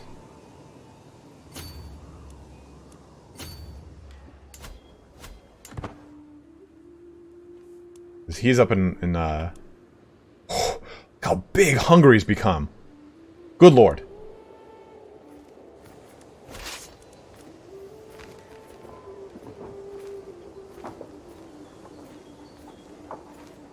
I did check Aradom. They didn't have that as an ally when we started. They had Capua as an ally. That was it.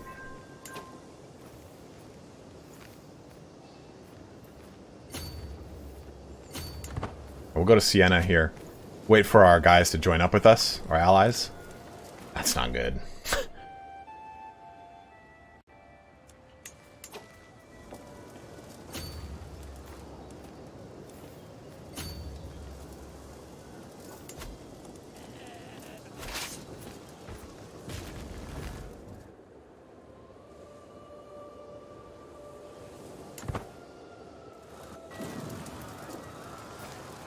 Hey man, I love you too.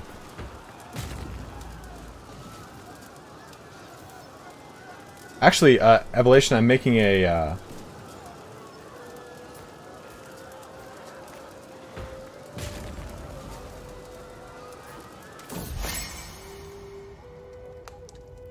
video on that. The comfort of a friend. Enjoy more than Count William's company. A rowdy night in town and a lot of new acquaintances truly took my mind out of my troubles. After this short break, I felt more at ease than I had in a long time. I'm lucky to have a friend like Count William. Losing that. Losing that. Alright, so they're doing some sieging. Perfect. So we've taken Siena. Alright, what is this? Neutral army. What is that? Neutral army. Neutral, neutral, neutral, neutral. Making sure. Yeah, Macovia, I think, was one of the ones I had on my list. I've got Great Moravia, Castile, Abyssinia, Praritara, Great Liao, Western Jia, Yarling, and Count Herbert of Fernandios. Those are the ones on my list right now. Actually, I really like it, Dr. Mego. It's pretty cool.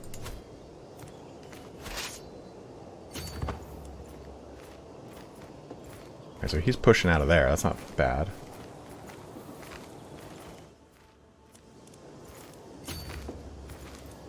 If we can get here, okay. Now they have to do a river crossing to get to us at Florence. Oh God! Look at Hungary's army. Oh no!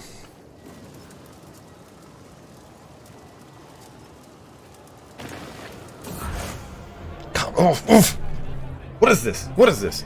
The Catholic world was appalled to learn the Pope Ioannes himself has discovered gorging himself on a luxurious feast of the fresh quail, almond eggs, candied figs, and spiced wines.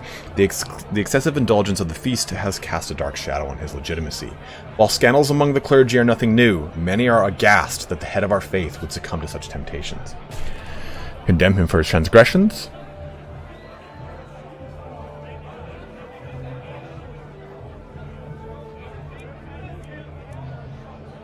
I would not become faithful.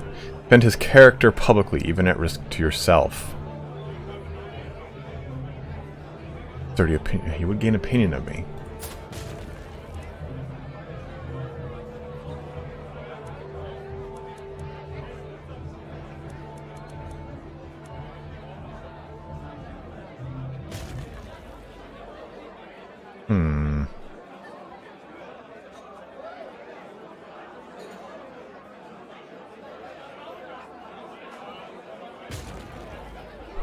So I would spend, I don't really have prestige to spend. Like, that's a lot to go into debt. So basically, I'm going to gain piety and lose opinion of him, or I just don't say anything and get 8 stress. That might be the way to go. Getting 30 opinion is good, but I don't think it's worth the 150 hit to my prestige, because I won't be able to continue pulling allies in for wars.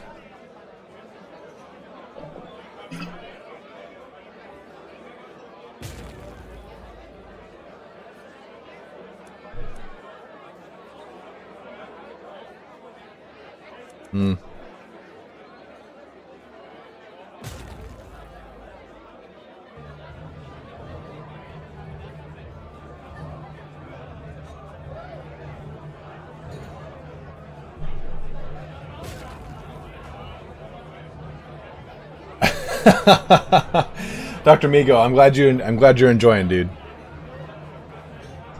Will he give you money before you click the event? Like this? Ask for gold?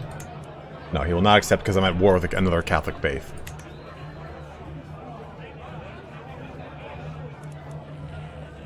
This guy's 65 too. So I think maybe Corny 80's got a really good point here, because I really want to make a holy order. God, you need so much piety to make a holy order. Holy crap. We need a lot of gold and a lot of piety. Because I do want to make a holy order ASAP, and this would give us 100 piety towards that. And we can go on a pilgrimage after that. And he is on his last leg. He's 65. Is he ailing? He's fine. Okay, let's go with piety. Condemn his transgressions. Alright, so let's see if we can get this before he comes. Oh, unpause. No. No, oh no. Why are you moving away? If you stay there, we win.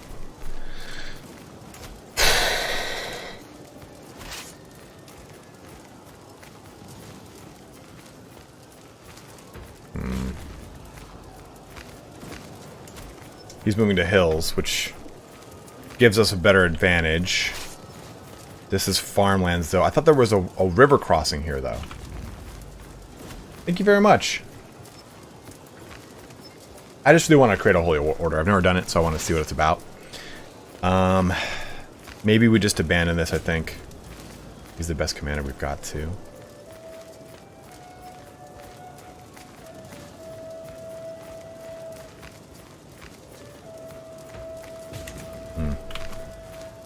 I think maybe the AI has a pretty good plan here. Yeah, guys, we got a lot of people watching here. Please, please, please press that like button. It helps me out a ton more than you would imagine. So please do that. I think we need to get him involved in this fight.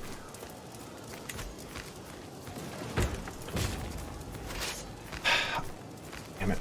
I'm trying to take... If I take this...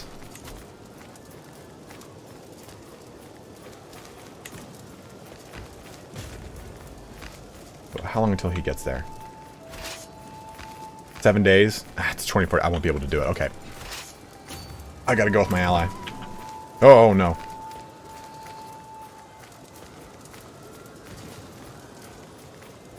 Yeah, the battle's gonna start for sure.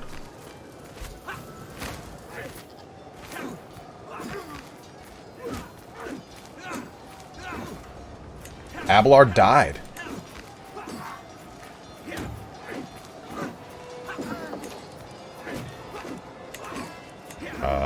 Nope. Damn it. Get back in here, ally. Okay, thank God.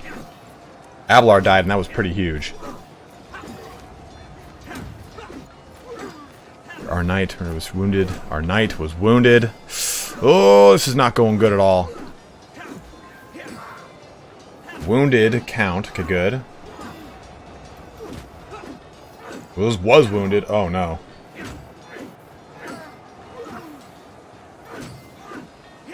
Maimed. Oh, man. Oh, man. You gotta get out of that. Flee.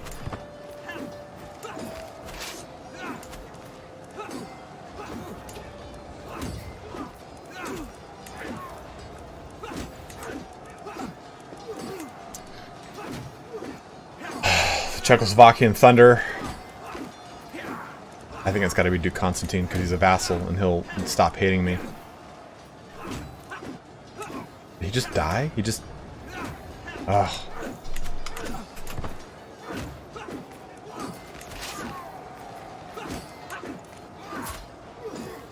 It does help, and I forgot to make him the commander.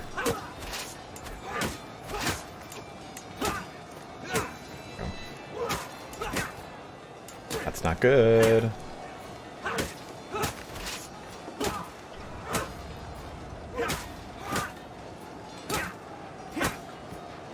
We do have a physician, yes. In 3 days, chances are even. Well.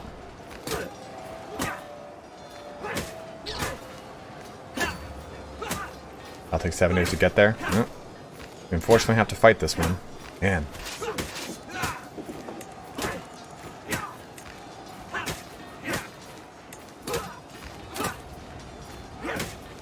Give me those levies. I need that.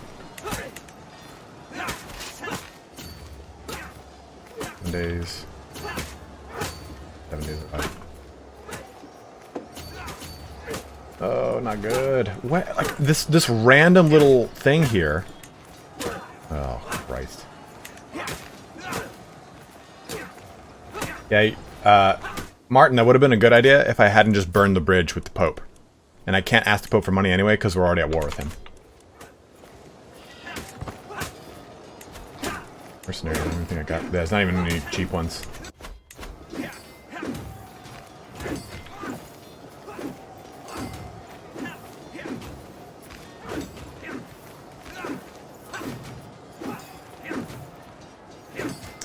This fight's not going too terrible.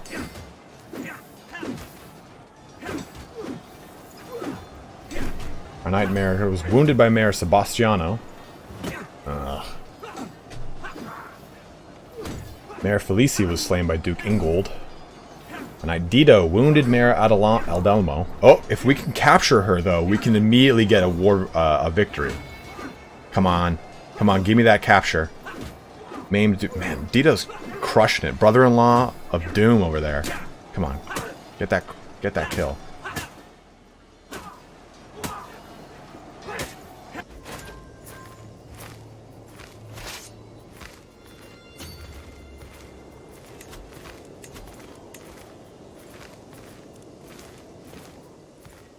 Billa.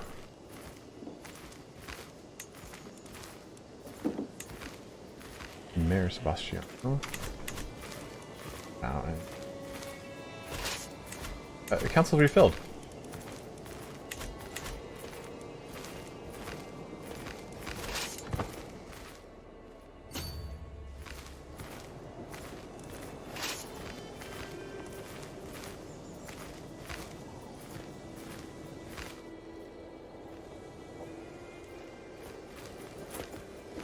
God damn, this is actually going to happen? Oh, man. Fuck.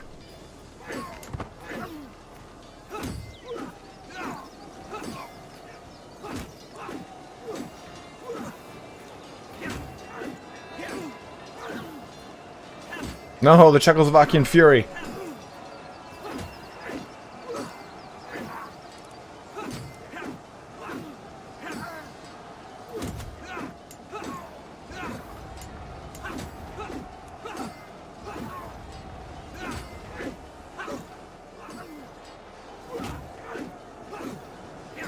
We might have to surrender our claim. I didn't expect this Hungarian thunder to come down upon us. Damn. So a victory and a slaughter. We lost this mayor here. I think we have to surrender. I think we should just surrender this claim. I hate to do it, but my army is so beat up.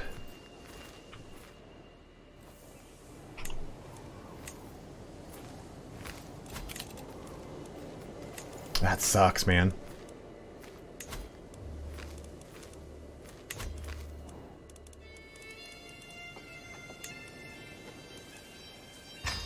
Get some money for him.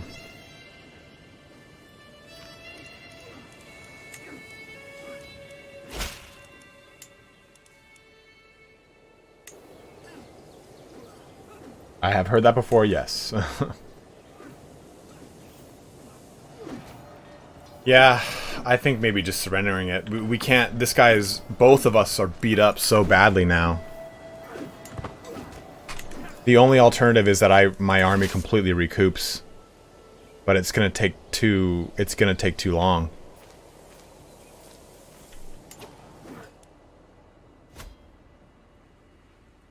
Spoleto made its own... Well, that's kind of huge. Oh, never mind. I thought they, like, made, what's it called? They became independent. We have Siena, which is nice, but... I can't even help out my bro up there.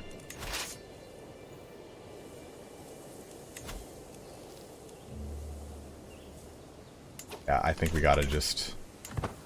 We gotta do a surrender. We don't have anything. Oh, I have to pay 446 for war reparations.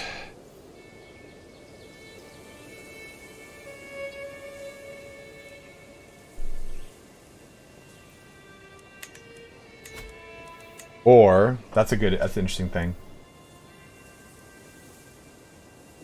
Company of the Hat. Yeah,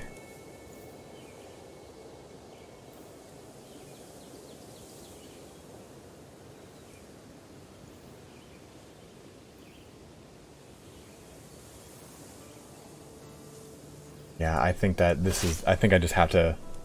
I think I have to surrender, unfortunately.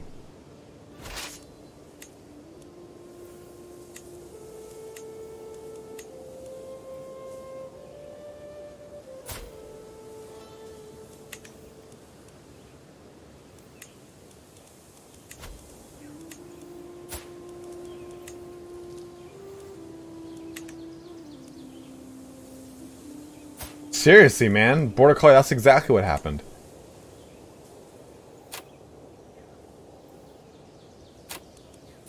What are her claims on? Bari? Hmm.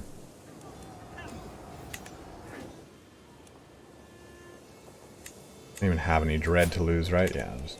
Sure.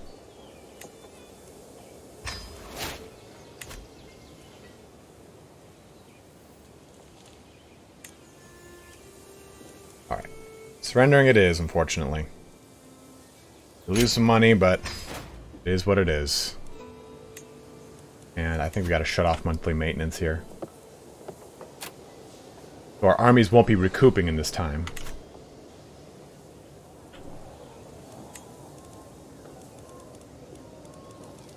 And I don't think we can even ask for... Whoa! Oh, Latium. I keep pressing the wrong buttons here. Yeah, we can't even ask for gold. Remember when I did that whole little sway thing?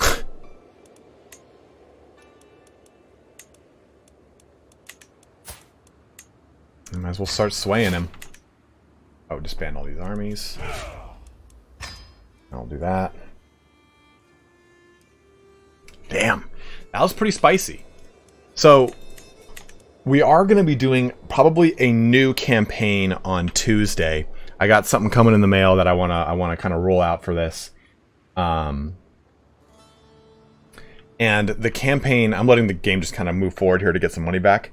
I'm thinking of doing Castile because I want to play with El Cid.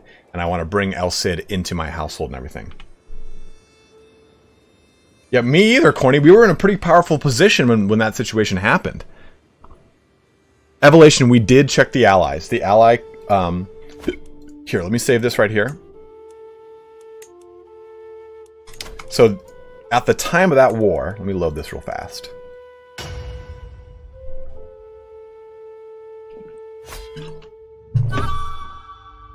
Mike, what's up, dude?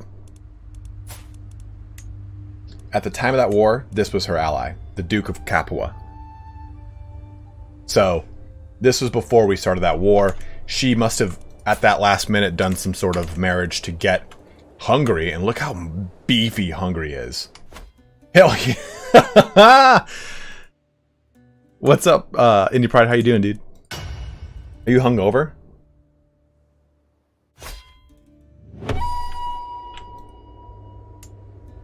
Indie Pride went to his sister's wedding. So everyone in chat, give Milk and Cookies TW a resounding congratulations for his sister's marriage.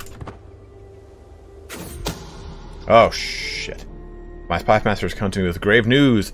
When I know someone is plotting to kill my sister and friend Mabel. We must stop this villain behind this. Oh, so that's not good.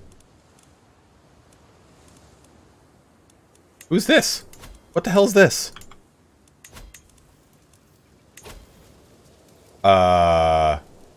Why did... What the hell's going on here? This is a holy war, so I can... Oh, Christ, dude.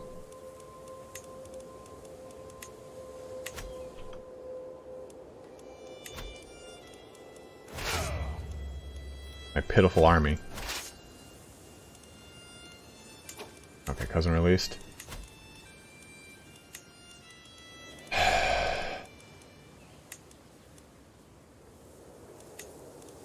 Oh, you know what?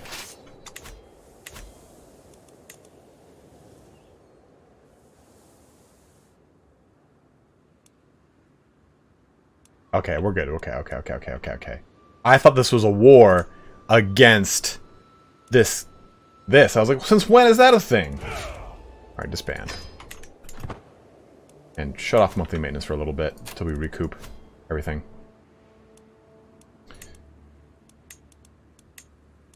Hey, Indie Pride, you wanna play some Hunt Showdown a little bit?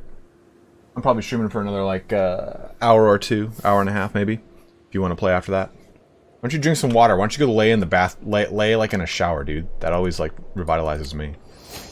You're known for your dedication to your faith. Okay, good. Good. Declare wars. Don't want to do any of that. We're in debt. Definitely true. Anti-corruption. Agrigento gained. Bandits running rampant. Well, great. Absolutely great. 2 more years until you can finish this, Duke Jordan. Why don't you speed it up, dude? Not going on a pilgrimage today.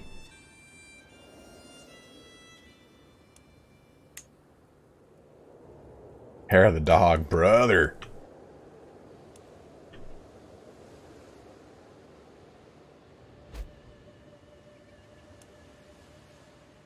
Ankrid, my cousin.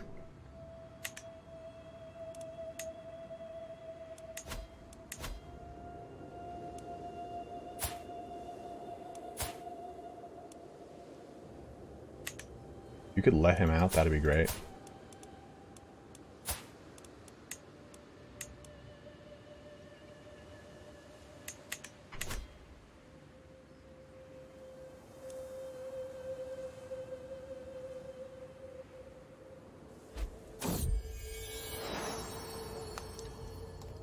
Uh-oh. My Countess Adelice has been showing the signs of pregnancy for some time now. Everyone thought it was her husband, Count Robert, was the father of the child. Now it's become clear that the real father to be is other than Tancred, who's also in jail. Oh my, what a scandal indeed.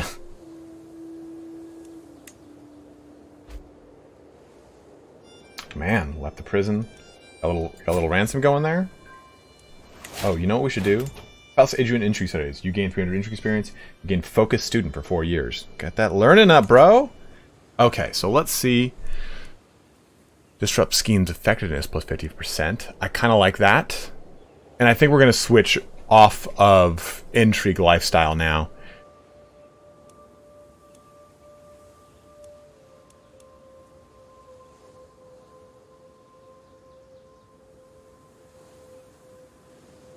Should have stuck into jail to smash.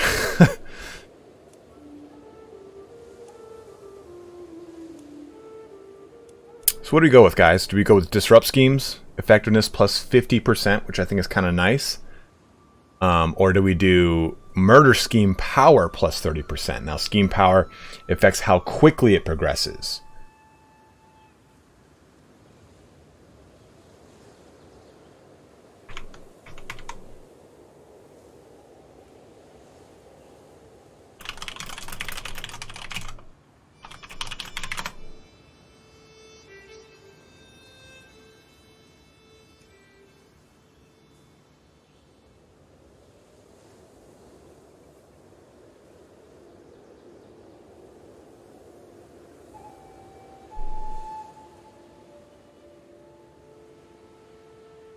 Guys, we're at 94.5 thousand subs. We're almost there.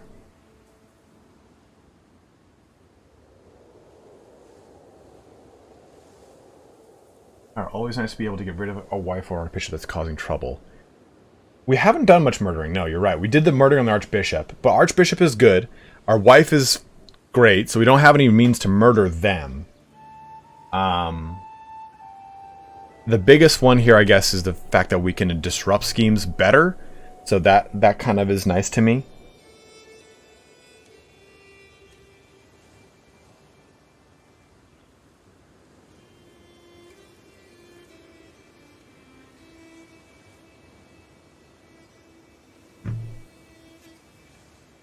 And this is, remember, it's only for this guy. As soon as we move over to the next dude, it's not going to be like this. So maybe disrupt, since the only thing I'd want to murder are probably, well, vassals and other opposing individuals.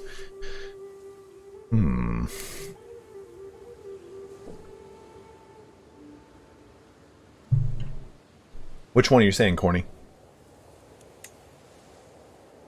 And I think we're going to move... Oh, my body just popped.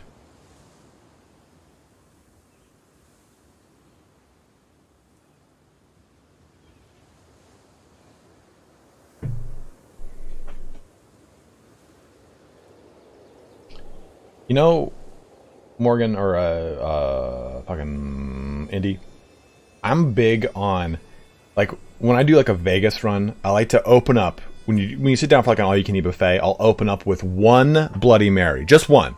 Then it's a hard turn right over to mimosa, and it's like champagne, a little bit of orange juice. The Spy Master's pretty decent, Rob. Let's go with Disrupt. I want to go with Disrupt. We'll go with that because it's a little bit more passive. Now let's choose a new focus for him. I'm thinking learning. Since, let me pause this. Since my wife is giving me so much learning skill, her patronage is plus 11 on my skill. All my skills for the most part are pretty trash. So if I switch over to learning, it'll boost my learning more. And I like this one, scholarship focus, because I get development growth, which is very nice, and we can do some fun stuff with that, and we can hopefully get our this moved along. Nope. This moved along quicker. Because right now, Ready to Rule will be in 11 years. And we'll be increasing our learning by quite a bit. So let's do that. I've actually never looked at anything in this tree, too, so it'll be fun to just explore it. I mean, I know we can go down stewardship, which actually might not be a bad idea because of our current debt situation.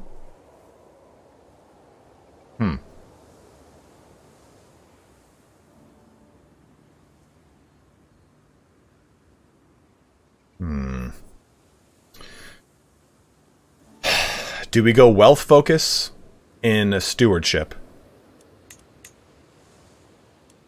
and get golden obligations, or do we just go learning with scholarship focus to try and get to partition law quicker?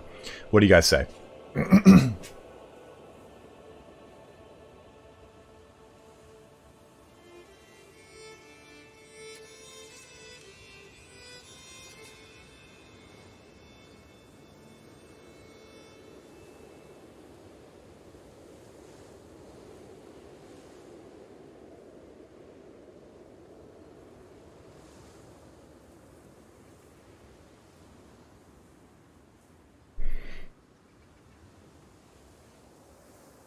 Yeah.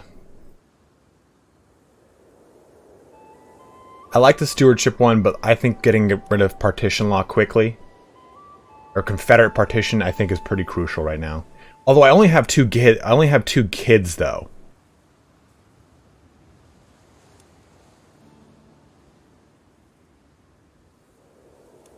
Yeah, I think I'll go scholarship to make it so that it's easier for my other kids. Money, though, will come up in time. Especially as we finish building some of these things.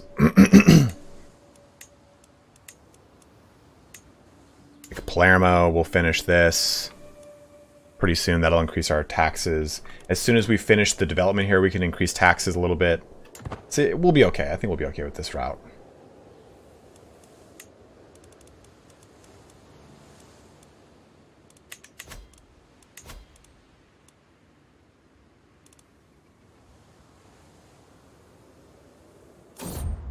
Christ.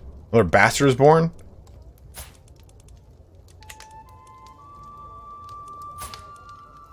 Just comely. Comely, sorry. Keep it secret. Keep it safe.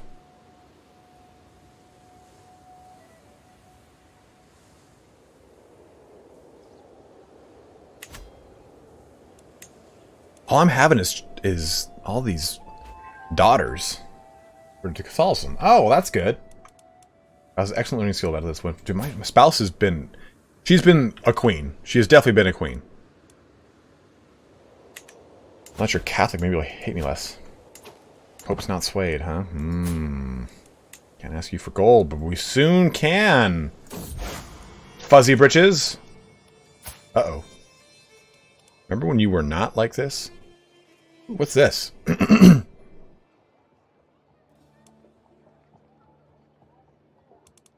Heresy. Lollards in Frisia. Duke Lippold of Frisia has announced the world that he is... Okay, where is this? Do this? Okay, appears, you know, they have some good points. No, we're going to... These foul heretics have led astray. Alright. Hey, boom, bam!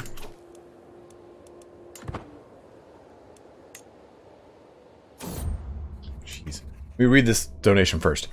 David Cameron, love the CK3 streams and Bannerlord updates. Come on, guys, let's get a like spike for this man. Thank you very much, David Cameron. Dropping a $5 donation here. In general, guys, just thank you very much. Like, we've had 2 new members today. We've had some donations. I mean, all this stuff really helps me out, and I know we're in the middle of... My state's on fire. Like, it's only a matter of time before it just slinks into the ocean. We're in the middle of a pandemic, and you guys have constantly shown me so much, like, hospitality and stuff like that throughout this entire thing. So, thank you guys all very much. I really, really do appreciate it. Like, it's awesome of all of you. So, David, thank you very much, man. A like spike, as it were. Yeah, well, what is our likes to view right now? We are on 242 viewers and 117 likes. Tomorrow I'm gonna do a giveaway, so that'll bump up our views and likes. But guys, let's get that rolling right now. Pump up those likes. Press that little thumb button. Turn it blue, as they say in France. As I struggle to make out the tiny letters on the scroll before me, I feel a headache building once again. Why do scribes insist on writing such small symbols? I squint and try again. Nothing short of a miracle. With the aid of a stone of glass, even old men struggling with bad eyesight could read with ease. Instead, I require your assistance. You gain 300 lifestyle points. He gets a weak hook on you. Ooh. I need one of these stones. You lose... I don't remember right now. Sell everything which is impossible to read. That's pretty funny. Maybe giving him a weak hook. He kind of likes me a lot already. So let's go with a weak hook. It could only turn out poorly. So let's go with that.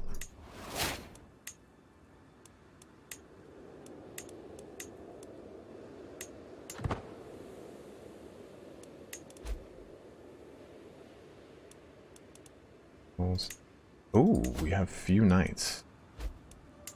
Oh, we have few knights. I don't know why we have few knights, because our knights are just not doing it. What's up, Sean? So what we can do, though, is... I can imprison Mary. Katarina. And this, Mary. So, Mary has no spouse. She's my vassal, but I have a major hook against her. So, I can imprison her and then banish her out from the realm so that I then get all of her gold. Should I do that? I've never done it. It kind of sounds like a fun thing to try.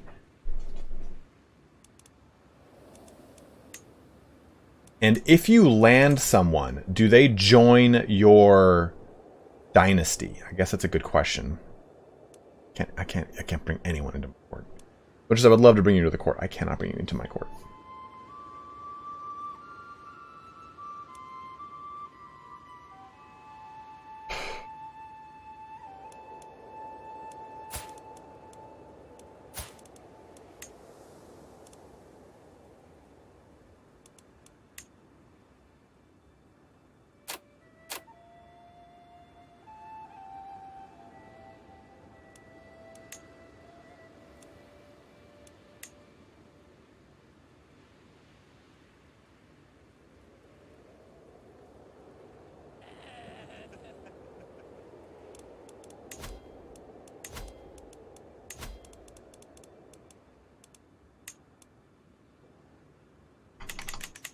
Yeah, I want to see how this works.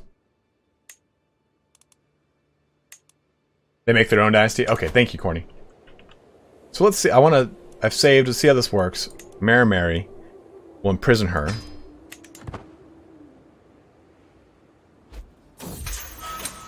And then apparently awaits her fate safely locked in my dungeons. Okay. I can ransom her, but we don't want to do that.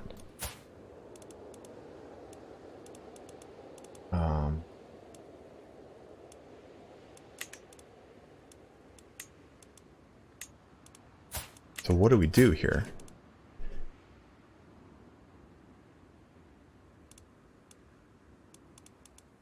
Do we revoke her titles?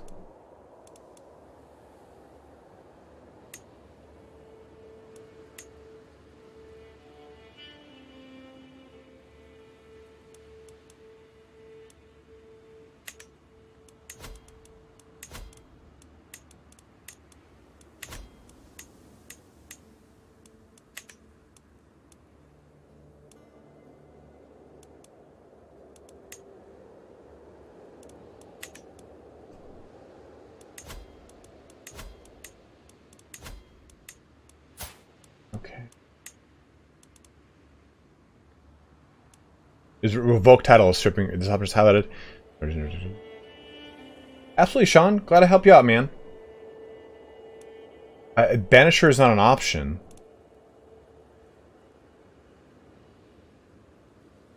But when you do banish, apparently that's how you get their gold. Oops. So that's why I'm trying to. When I made that how to make money video, everyone's like, "You got to try this out." So I want to give it a shot. Her gold will go to her heir. She has no heir. It is me. Let's try all pages and type in banish. Banishment. Imprisoned characters can be banished from the realm, which is arguably the harshest form of punishment. Banished landed rulers are deposed, while banished courtiers have their assets seized. Banishment without a reason. Okay, so she's landed? Right? Yeah, she is landed. So we would have to revoke her title first. Well, let's imprison her. No. Move to dungeon.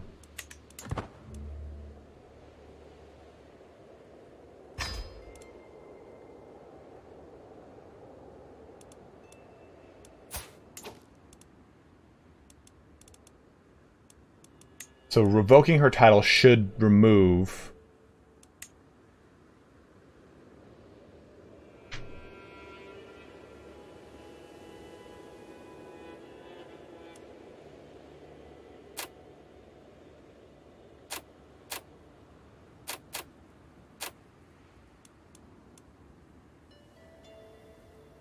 She's going to accept it.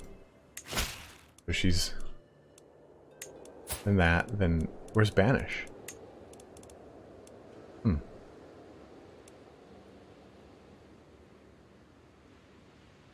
revoked her titles. I can ransom her for 100.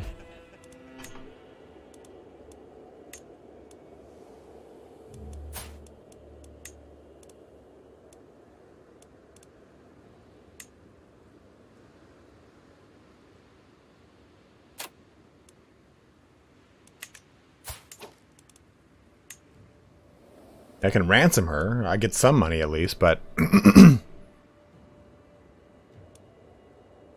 Bander's under negotiate?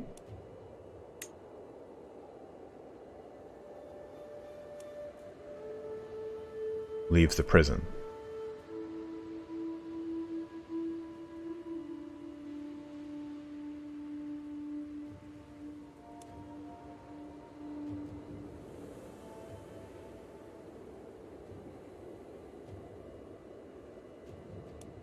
I guess I'm not seeing it.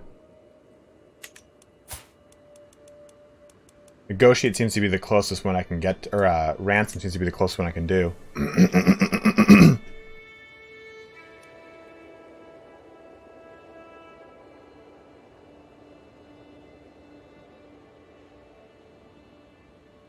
See, maybe a courtier can do it.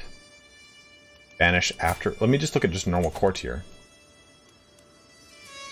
So just guy just says your courtier. Niece, your son, your archbishop, the marshal. I got like no one in my court.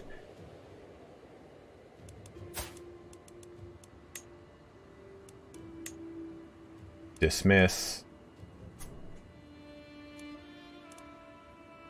I mean, ransom will at least give me 100. Perhaps that's okay.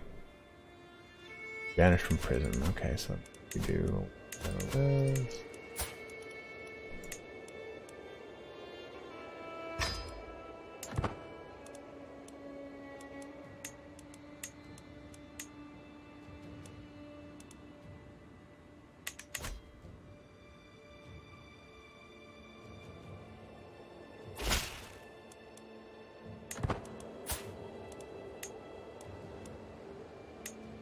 Huh.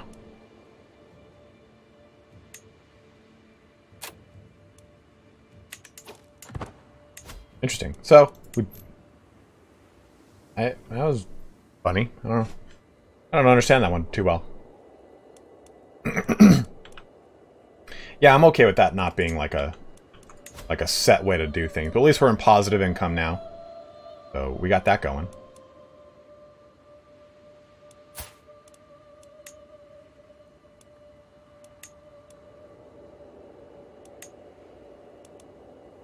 So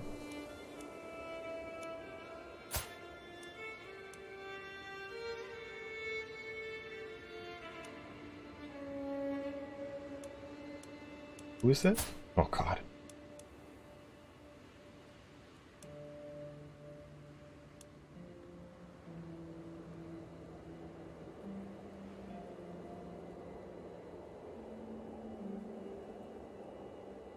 Oh! Look at that! Look at that! Did you guys see that? You see my hook? So King Roger here has gone on a pilgrimage and everything. But he is a non-believer. That's pretty crazy. So by banishing her, though, by imprisoning her and banishing her, I got another hold, another domain. It looks like Salerno, Palermo. Because I thought I was at 4 of 6 for all that. And yes, you can change capitals in CK3, Benny.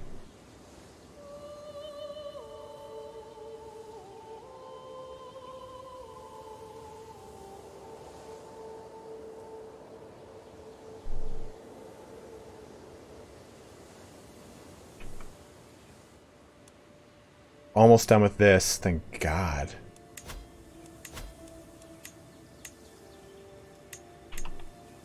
Nine more months left on that. We're disrupting these schemes. We're boosting our commanders. Working on domestic affairs. We are... I don't think there's anyone worth converting. I don't know what claims to kind of push towards.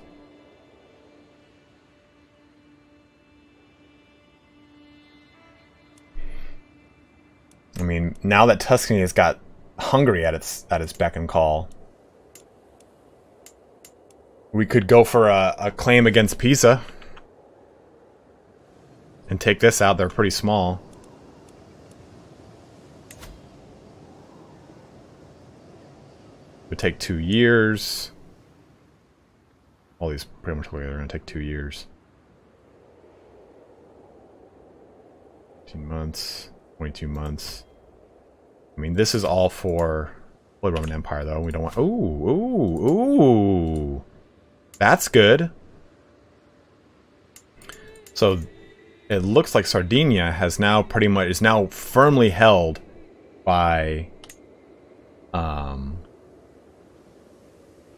Well, Holy Roman Empire is still part of Corsica, so let's take a look at Duchy or Kingdom. Duchy title. So... Well, the problem with the Holy War Evolution, I find, is that it pulls in all of the other Muslims around here, which is pretty rough. If I forge a claim, it might be a bit easier here. You can I just someone. It's the wrong type for your type of... Oh, it's a republic? Is that what that's trying to say?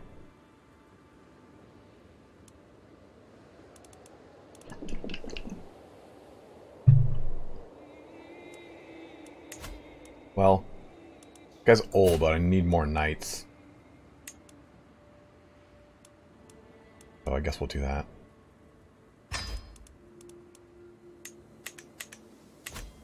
Holy War does have the best music. Let me see. Let's take a look. But this is the big one. This is like... Oh! He's not as strong anymore.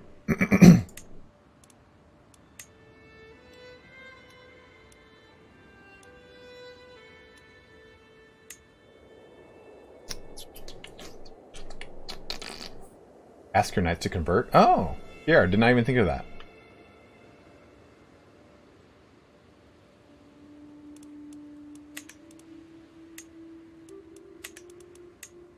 Yeah, I can't do any Holy Wars, I think, with...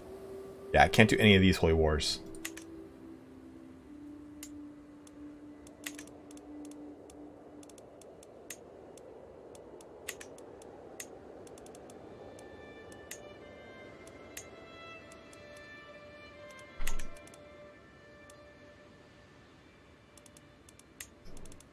Click this duchy and click change objectives to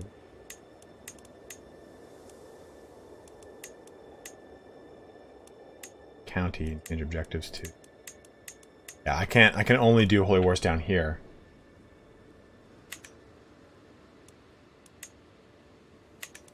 I would need to fabricate a claim onto Sardinia, it looks like, before I could even do... This is Catholic.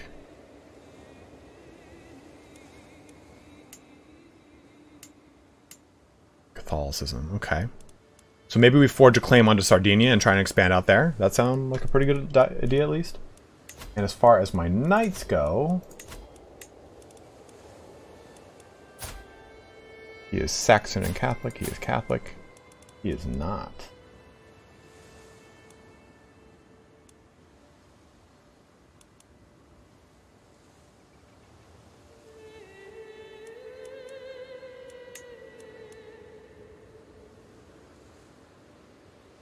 Forge a claim to Jerusalem? I could try that. God, look at this guy. Terrible. Terrible. Terrible.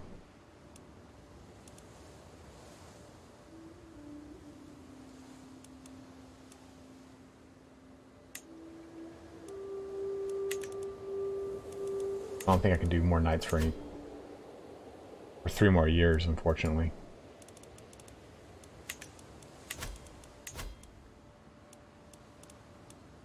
Anselmo would be a decent enough knight, but I don't want to pay the extra for his county claims.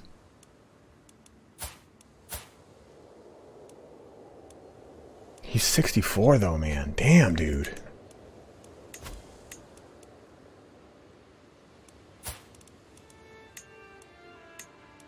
Oh, we'll convert. Easy enough.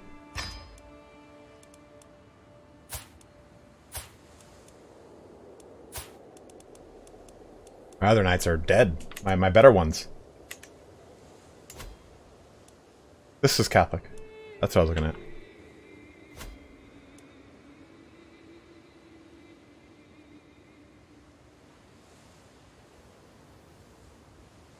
David, that's pretty interesting.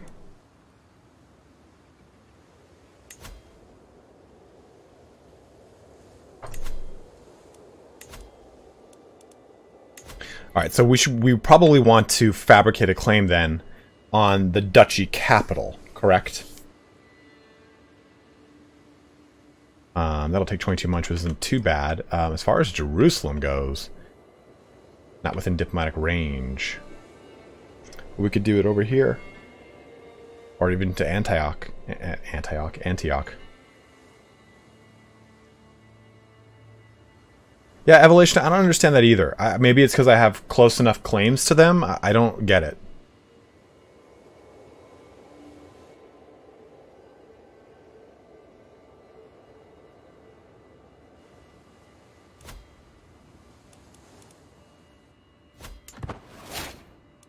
Alright, so he's a Catholic now. That's kind of cool.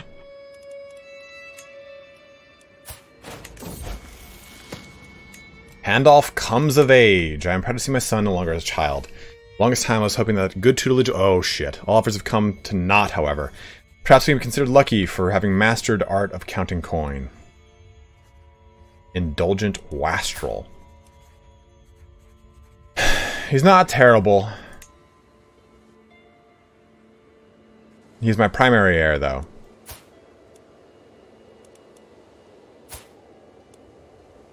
Hey, Paris, what's up, man?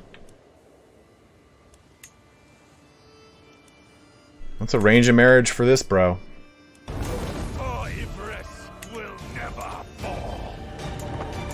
Alright, we're pausing that. Let's kind of see what we can do. Hopefully we can find something here. Didn't I find a good... I found a good heir for him, I thought. Why is my spouse not happy with me right now? Foreign culture? Where's the foreign culture? I don't get it.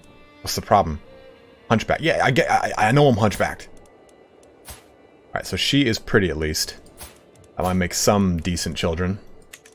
And congenital-wise, hopefully it doesn't kind of go down as much. Paris, I am safe from the fires, man. Thank you very much. There's way more glorious than mine. Siblings. Invite him to my court.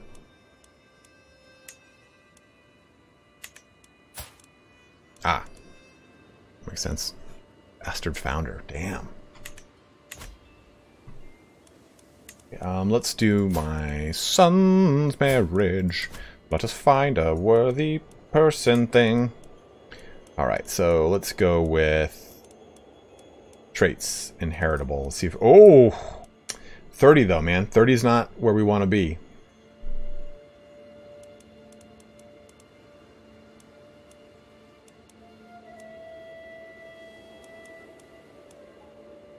Humble?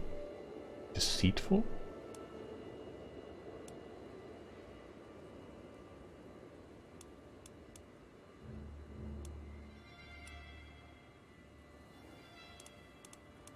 Because the problem is, so he's 14, so he won't be coming of age, obviously, until 16. So it's 2 more years.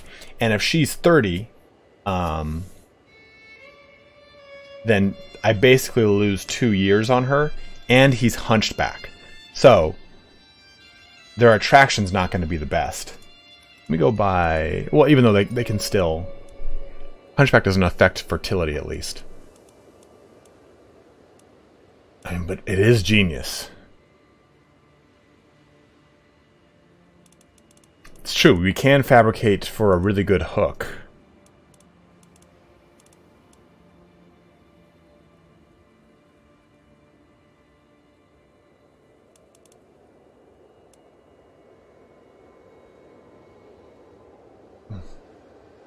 Greetings from London. As someone who's been intimidated by Crusader Kings 2, you've been a great source in easing me into Crusader Kings 3. Though just upgraded from Tribal after a 15-hour campaign, and it sucked. Well, Robert's 5, I'm glad I could help you out, man. It's a pretty deadly game, and I'm still learning stuff, as you guys can see as I'm playing. There are things that I don't fully understand that I kind of move through with you bros.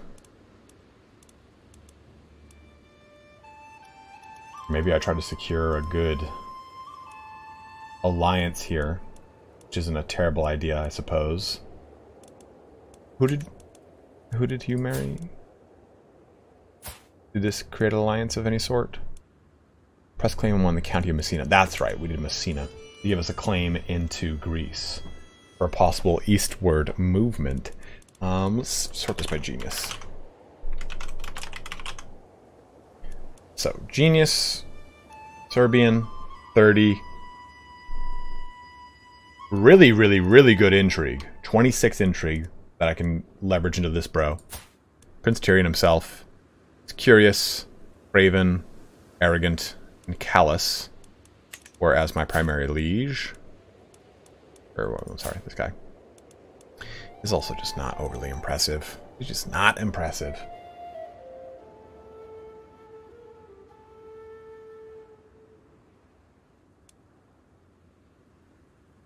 And they have a minus 90 opinion, so that's probably not going to be great.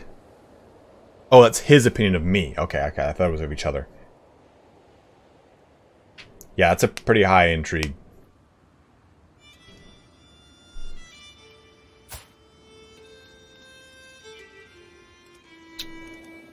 Okay, let's just look at intelligent then.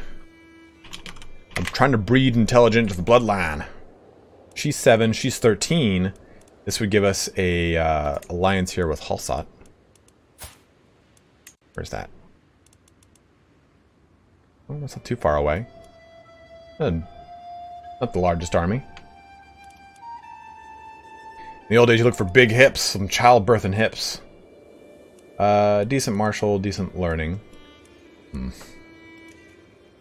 She will definitely murder you. You are not wrong. Let's just look for quick then, if we can't find anything else.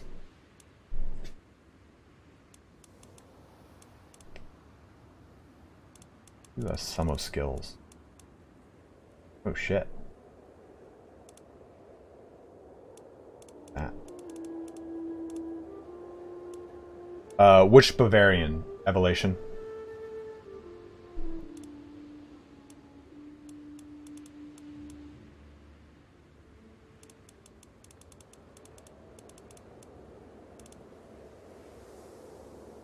Think of the strudel. Are you talking about this one? Yeah, this is not a bad idea, I don't think.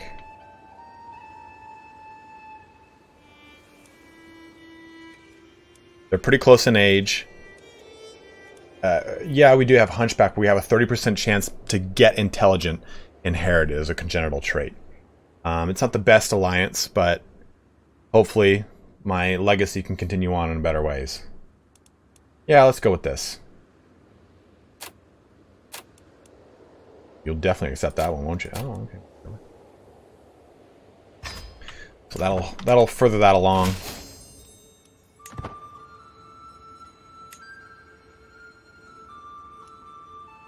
We have not expanded this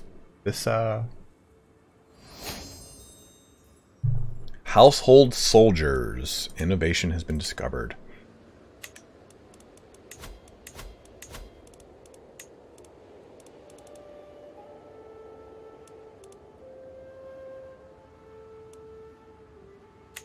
We can turn on monthly recruitments now, I think, to kind of replenish everything here.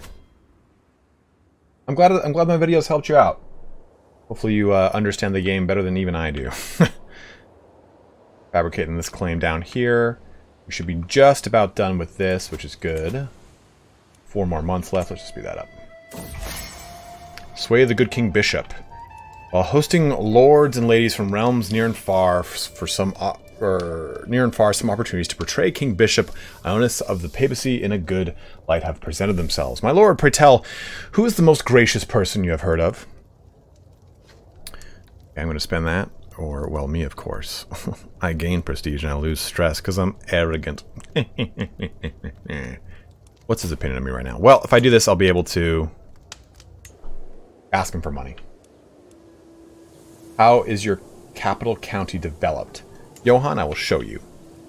We have got the military schools for number of knights and army maintenance reduction in knight effectiveness. Then we've got mansions, regimental clearings, small harbor, and the bastions and curtain walls to help out in defense here. The Benevento is owned by the Pope, unfortunately. Or else we would take Benevento, Pierre. For sure we would take Benevento. And you should grant. Who should I grant it to? That's the question. Duke Hamlet of Apulia. Ugh, I gotta start swaying you, little bro. Duchess Judith is back on here. Now we need to get them in positive. So they oppose. I do not like you, Mayor Galib. You've pissed me off for too long. Oh, we're at 19. We're about to be on 20.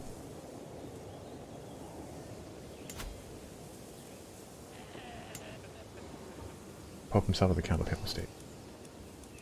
Duchy of Benevento is owned by Duke Pandolf and his sons.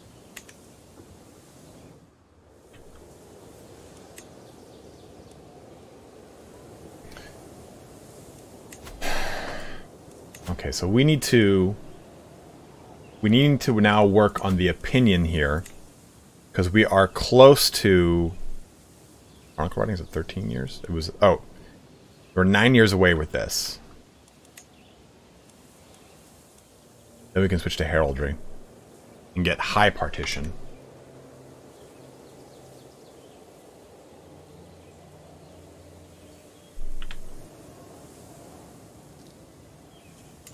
Marriage and assassination?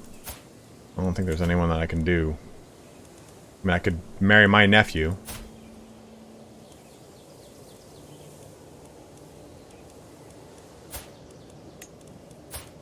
He's got no one to receive it. Because this guy just has son. His daughter's already married to. Oh, there we go. That works. Well, that's not a bad idea.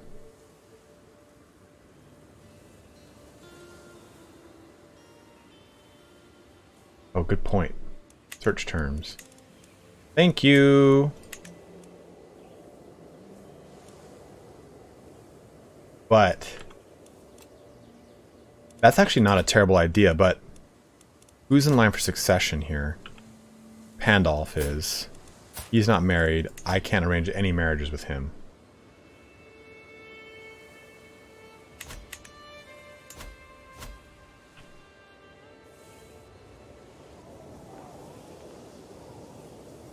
This is Sean?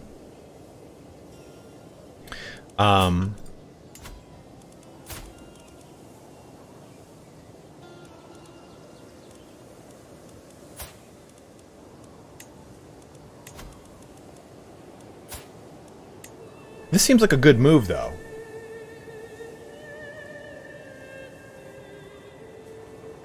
Right? Because I then kind of marry into this, don't I? Isn't that how this works? Or no, she comes and joins me. Because they're going to be born to the house Oatville. Yes, this is some of the situations where I don't really understand as well. Okay, well, let's try and capitalize this. How do we capitalize on it? Because he's getting older.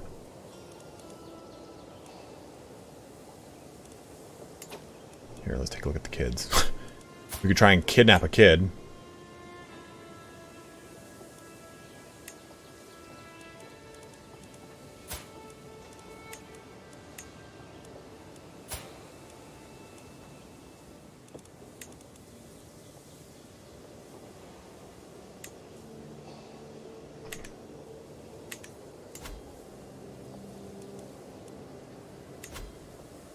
Yeah, it's all, and she's like the last in line to inherit it.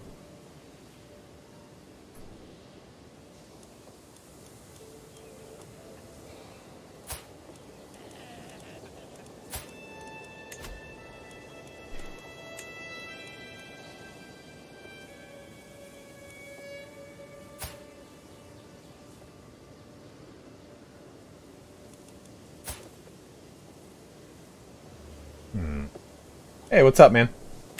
Knickerbocker.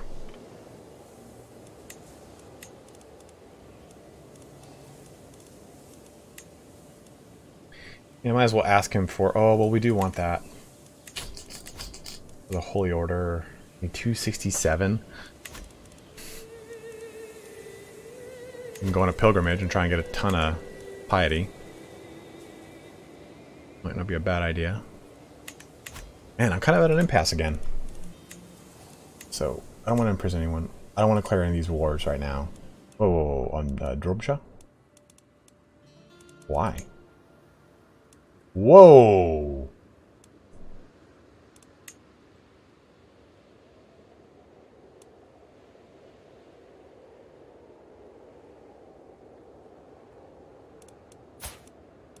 Ah.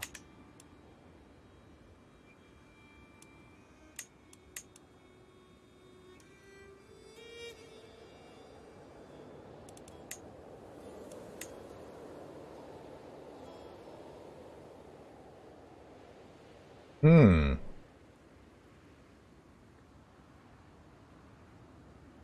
Hmm. That is interesting. That could give me a foothold into Greece.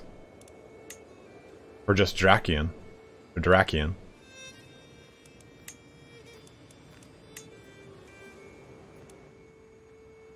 That's pretty interesting.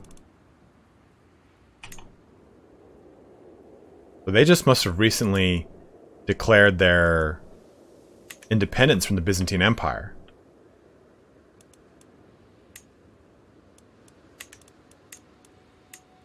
I don't want any of these, just making sure though. I don't want any of that.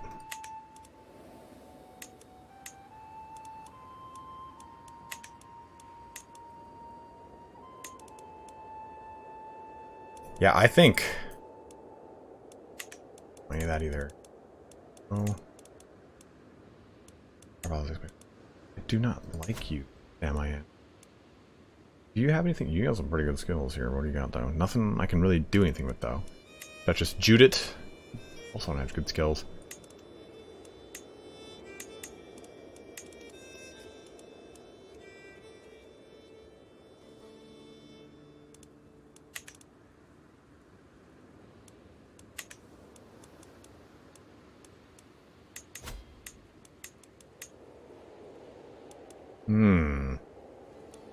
So we could try to kill the Duchess. I don't think it's that easy though. 95% chance to kill the Duchess. That would take 11 months. Which would push to Richard, who has got no legitimate male heirs. And he's 56.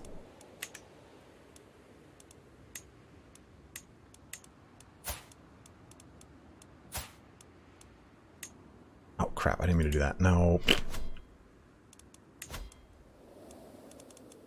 Interesting. Interesting. So I could work on some kind of like at-home subterfuge while I'm pushing into Greece. I have to... Give me 1 sec, guys. I have to pee so bad. 1 second, 1 second.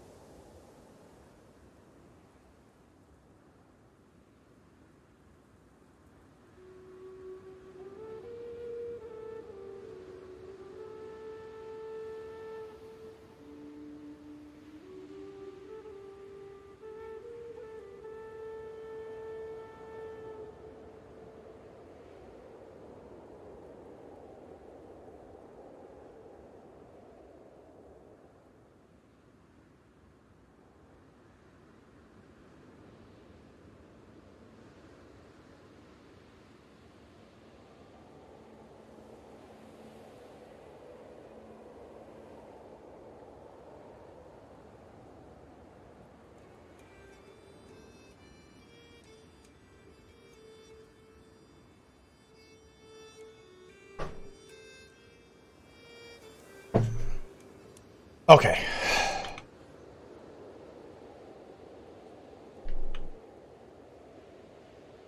So let's take these things one at a time. So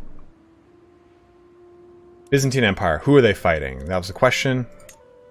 Ooh, they're fighting with them.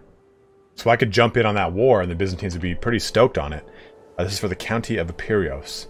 Hey, Garrett, thank you very much, man. Welcome to the family, brother.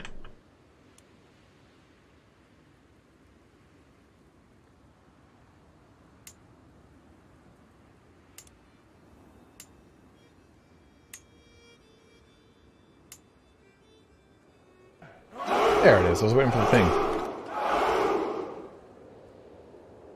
In your pants, someone would notice. So they were granted independence, and they're losing in this war, is what it looks like. Yeah, they are winning in this war. Interesting. Thank you, man. I really appreciate that, dude. We got another video coming out tomorrow on Renown and Dynasties. As I look over here at all my notes. Oh, you can't see. I have a bunch of notes on a whiteboard over here. So we could actually jump in on this war and try and take Dyrrachium via a holy war for this entire duchy.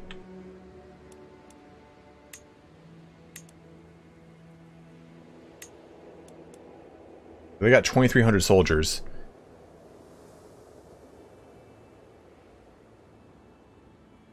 Epirus?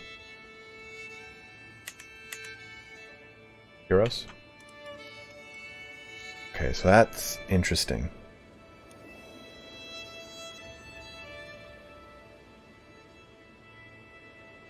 I mean, yeah, Normans did push over into Dyrrachium, as we've talked about before. They took Corfu down over there. So that, I think, might be a good first push.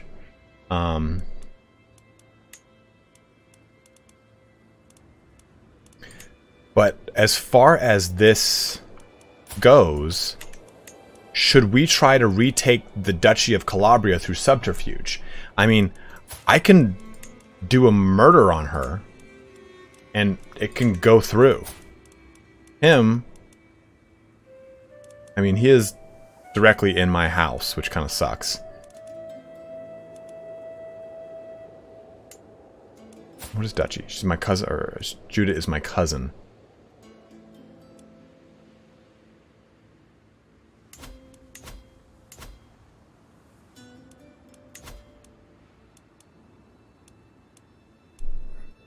And she really doesn't like me.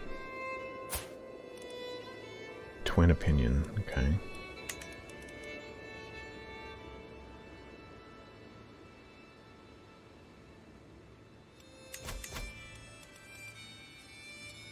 I'm actually not too sure what integrate title does, Aquazar.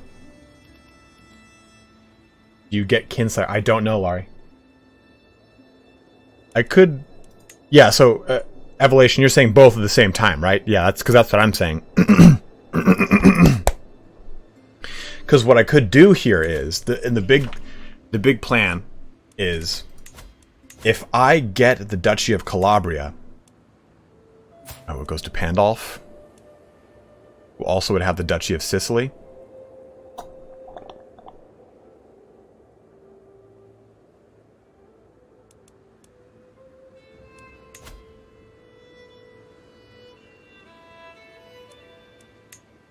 Ephraim Va, what's up, man? Bro, are you an enemy? Are you an enemy spy master? Because I think you're trying to sway me. I'll sway the hell out of you, bro. Thank you very much for your donation, brother.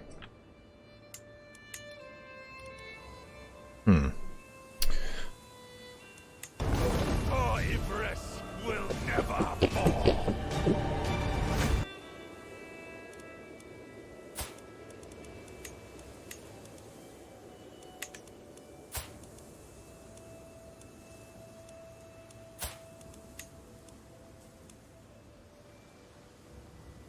Good seeing you too, brother. Good, always fun to have you about. Guys, I'm sorry I'm so indecisive right now.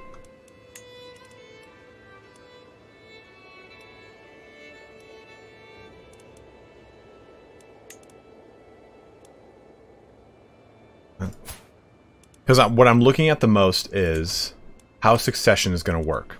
So, Pandolf is going to inherit... Okay, yeah, so this would work. This would work. So Pandolf is going to become king, and he's going to have the Duchy of Salerno. If I can make it so that he is the heir, or if I get the Duchy of Salerno, I can give it to Pandolf.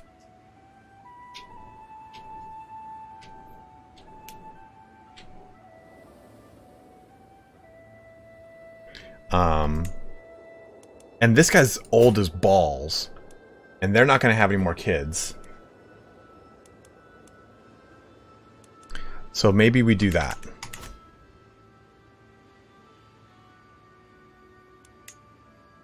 Because then the Duchy of Calabria becomes part of Pandolf's direct holdings. And that's what's kind of important here is when succession happens, Pandolf is only going to have Salerno and the kingship of, obviously, of Sicily. But he's going to lose these as direct holdings, direct domain, who's going to have a massive hit to his monthly income. We won't be able to change partition laws because she has such a negative opinion of me, and we have to still work on that. This guy, I just don't... I mean, he's got really high stewardship, so he's actually doing a lot to help out over here. Like, he's increasing these things. That's all him.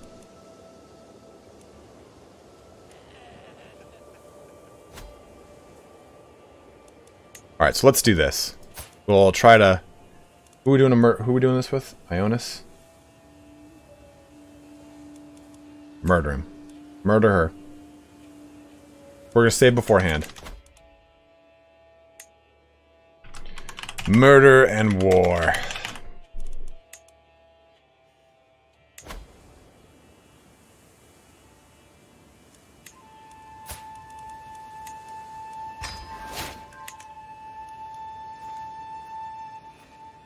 A lot of people joined that because she's not liked at all. Remember, she was deposed and then came back. So there's that. How's my military doing? Back to pretty much full strength. We can do a war for 5 years. Declare war here on the Duchy of Dyrrachium.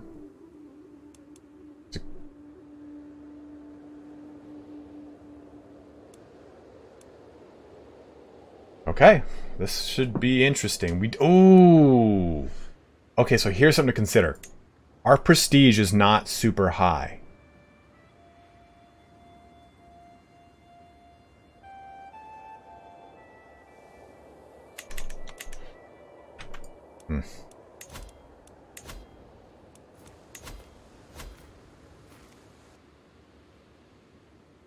Oh, my neck felt great.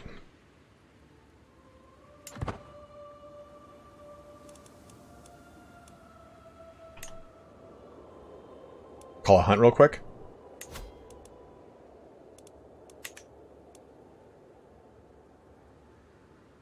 Yeah, sure. Let's do it.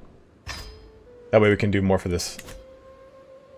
I was thinking, oh, good call, Shadow Khan. But I'm also thinking about trying to pull people into that war, and allies automatically join you in holy wars.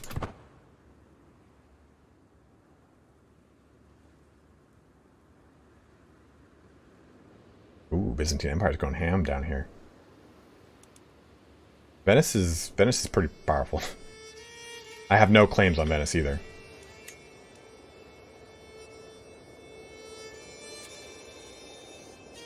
Yeah, so allies take prestige, and that's what we need. In a holy war, too, right? Evolution, you're saying?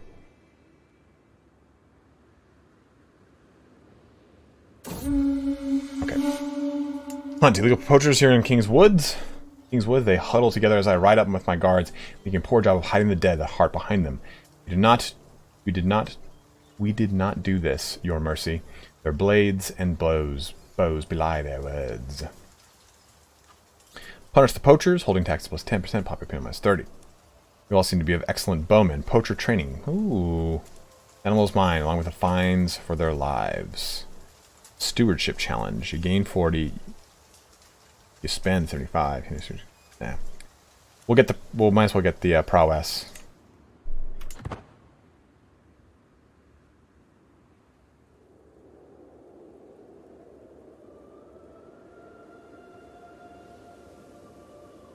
Could you say this every time you see the glasses on, Chris? Just calm down.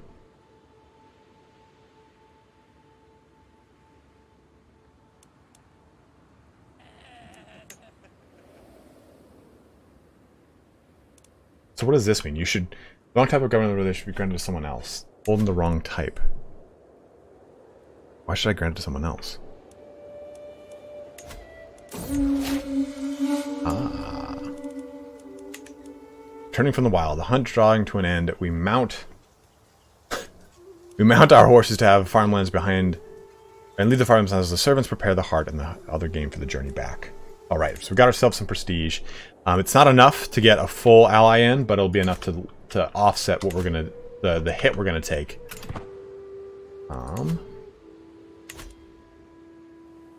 Let us do the holy war. Duchy. Get that whole thing, hopefully. The holy war. See how this goes. And the objective is the entire duchy. Alright. Not gonna go well, I think. Call some bros. Well, it's 350. We're gonna have to do it.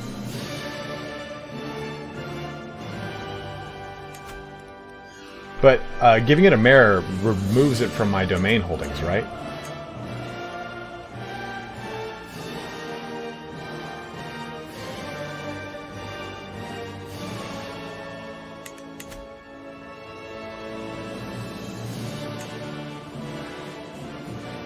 Okay. Let's hope this goes better than our last fight.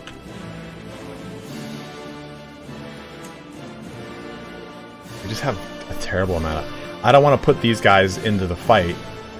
My son and heir. No. Last time we did that, Pandolf got killed. Or my heir got killed. You, though, you can definitely join Mayor, because you don't like me.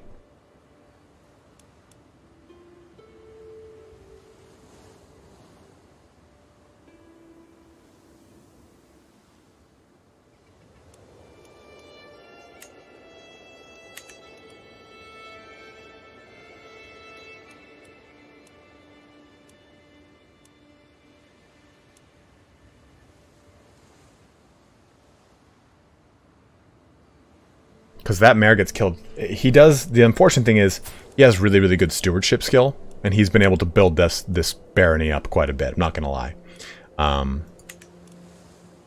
But he's going to affect my succession laws when I do try to change them. We're hopefully going to kill her. Where... Hamlin, why are you not in this? Dookie Duke.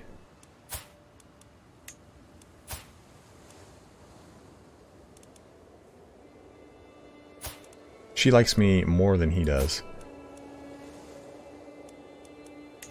Yeah, maybe we'll put Hamlin in there. Brother-in-law and vassal, Duke Hamlin. Your father took something from me. I will take it back. And we will recruit him to the court and allow him to be a knight.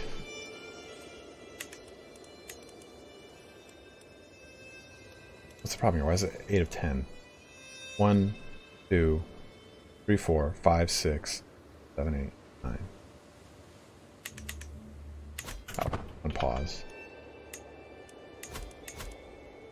Got 9. That should be okay. Winning war, perfect. Joins, raise my armies.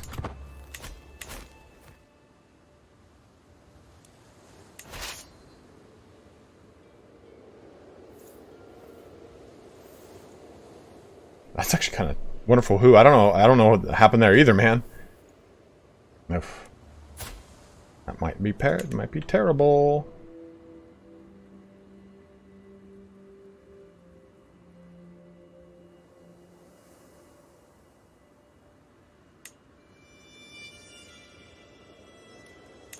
Okay, well, let's jump across.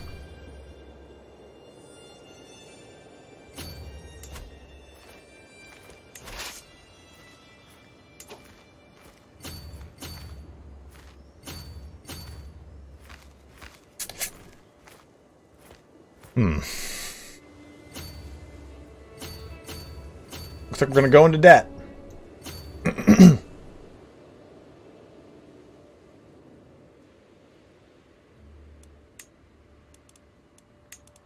Yeah, I want to go right for the duchy capital too. Try and get that done with quickly.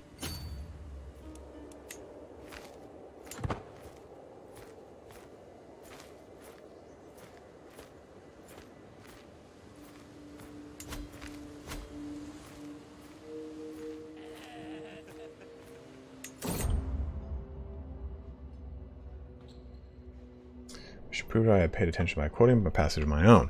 Everyone that compliments his personality. What's his personality? He is analytic villain. He is diligent, sadistic, and calm.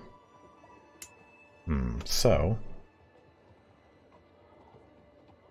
moderation, please. Chastity. He's sadistic, so compassion would not be it. He's diligent, so moderation might work. And calm. Takes in stride, being in slow-paced life. I think moderation is definitely it. I gain 100 piety. He gains 30 opinion to me.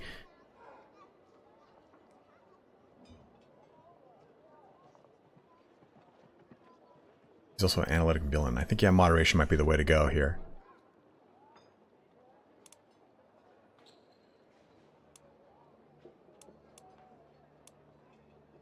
Chastity, I don't think so. Because since he's calm, you know, takes things in stride, leading a slow-paced life. Very moderation. Diligent. Does not shy away from hard work. Very moderation. A compassion, I think, directly conflicts with sadistic.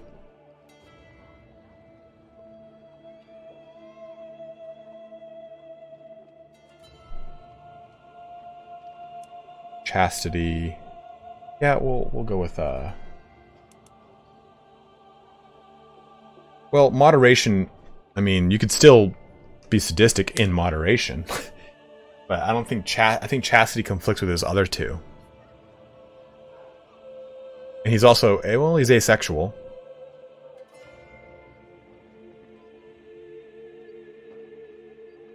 Lundgren, what's up, dude?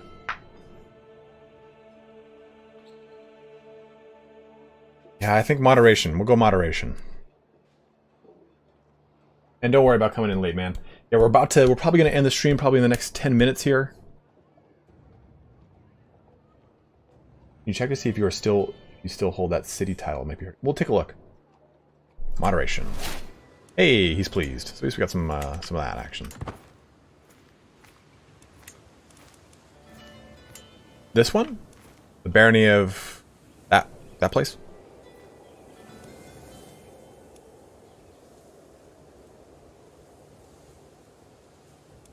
Did you pick up the game, Lund?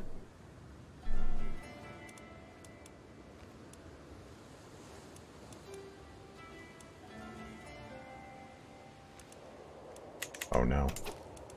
Neutral army, okay, good.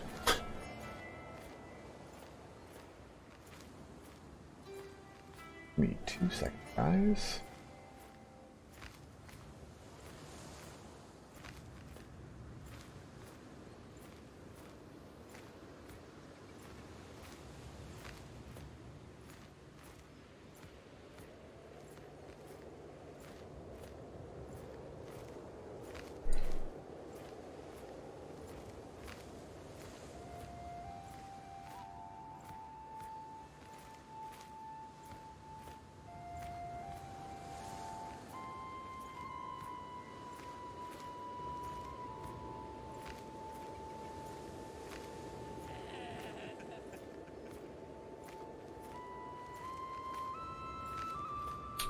I'm ordering food now. That way I can just keep playing rather than stopping and then ordering food.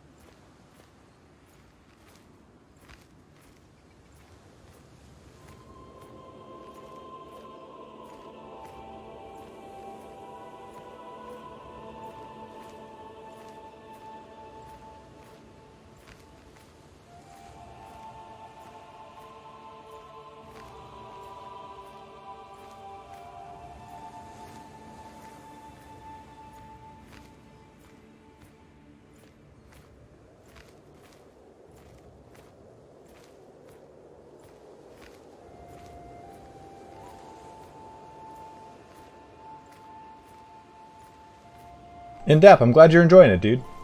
Glad them guides are helping you out, brother. Oh, Christ.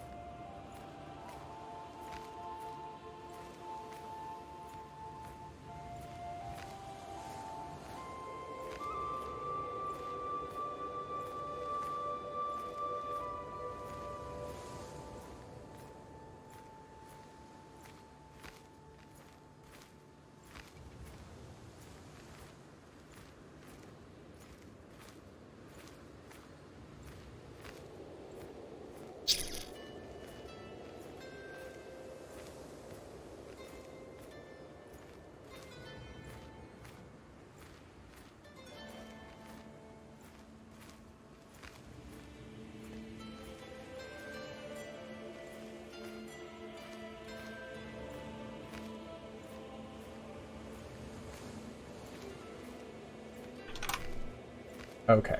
Sorry about that. I figured I can stop the stream and order food and wait for food, or I can order food right now and just keep streaming until it arrives.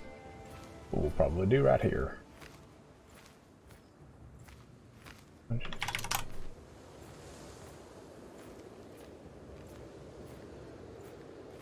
Okay.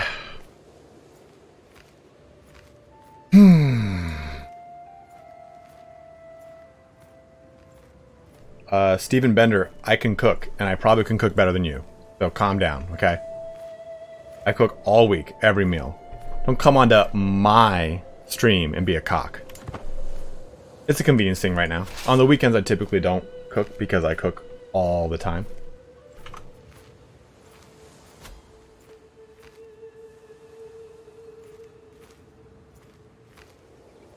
Alright. My ally army coming in. 2 ally armies. Nice, nice.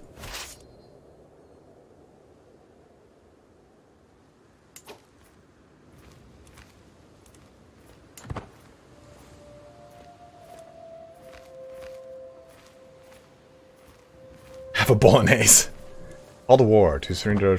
You honor our Dremian. Ooh, okay, well, the who's this? Their enemy is Apulia, huh?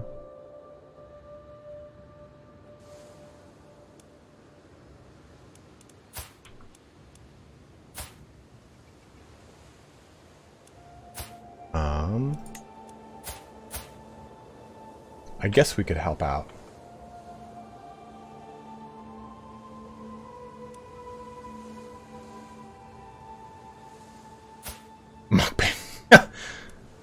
That would not happen. I would not eat on stream. I value my time like that too much. Okay, so that's my ally. This is who's against. This guy's got... Oh.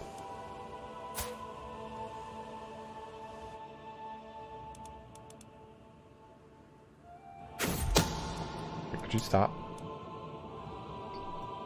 Be winged messenger. My scheme moves closer to fruition. Swift communication is key. I have an especially clever pigeon. Urgent message. Local bird delivered as a gift.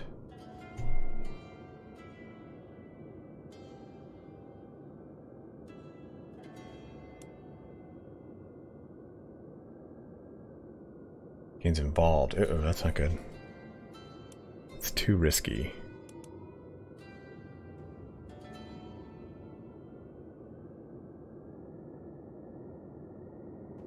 Yeah, maybe we just go it's too risky. Because we're already hemorrhaging so much money. Yeah, it's too risky. As for this...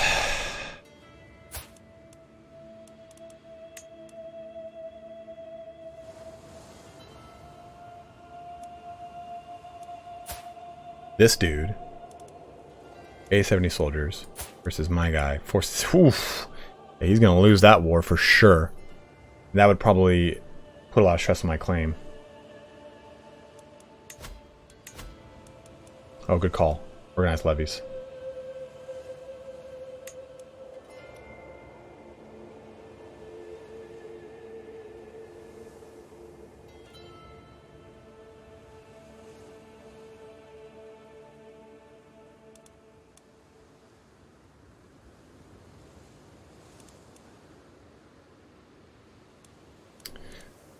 Oh, God. I gotta deal with all this crap up here, though, first.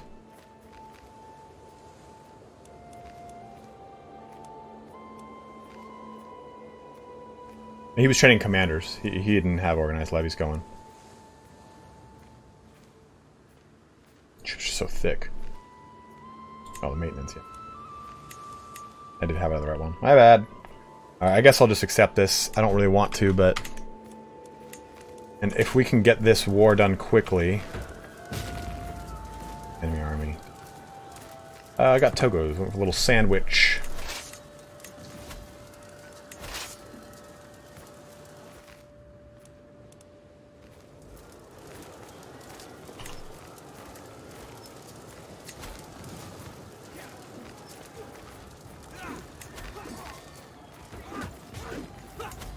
Where are you going? You could have stayed here. Our knight. By Do Michael. I think that's this war down here. Yeah, it's this war down here.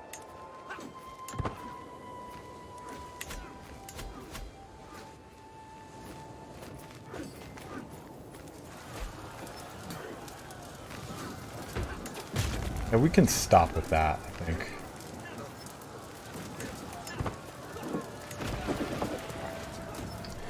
About to win this. Okay, oh god, Christ. Oh, holy shit!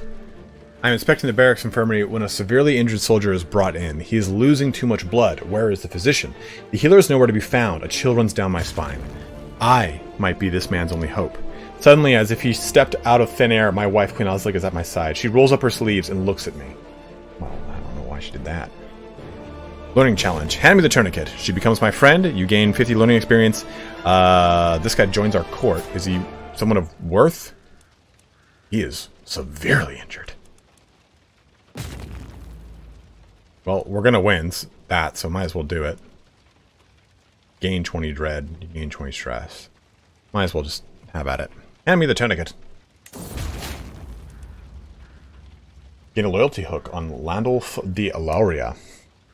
Our patient screams and thrashes. Even though 3 grown men weigh him down, every step of the way is a battle. But Queen Aslug remains calm, and eventually a quiet focus settles over us. I'm not sure how we managed, but in the end, it seems like the soldier will live. That was an impressive feat, my lord, Aslug says with a tired smile. It was an honor to serve at your side.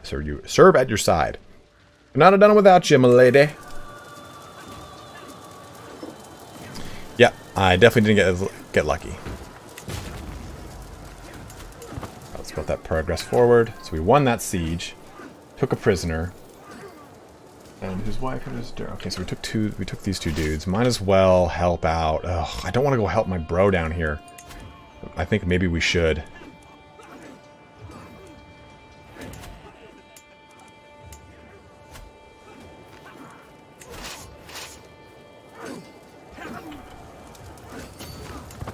Maybe we just kind of let this kind of go about this path. Learning, good. Anatomical studies. Core positions cost less to hire. Core position treatments have better outcomes. Would it be better? Your wards can get additional skills and can become your friends. Nice. Cultural fascination. Progress just 35%. I don't think I have any current wards, do I? Relationships. I have no wards. Got a rival, though. Prince Mary. Get her killed. What is this one? Faithful. Clergy opinion plus 10. That actually might be pretty helpful for just keeping stuff on good side. What's this? Stress gain. You can take the embrace celibacy and abandon celibacy decisions. Reduce chance of contracting illness. Reduce chance of courtiers contracting illness. That's kind of nice. Iron Constitution. Know thyself when death and natural causes when you're away, you will receive a warning. Ooh. Time between mental breaks, plus 3. Healthy, medium boost, and whole body, which is actually pretty nice. Scar, though. Learning. Cultural fascination. Ooh.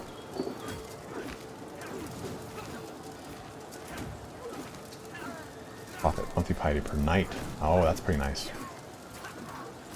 Probably not on this character, Corny.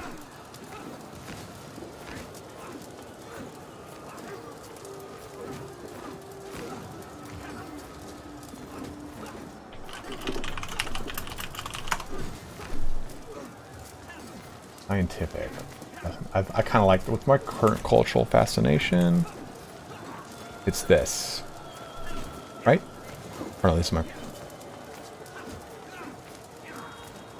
current cultural fascination. That actually may be really, really, really helpful. We'll get hereditary rule much quicker. 8 years, it'll probably jump up even quicker. 35%.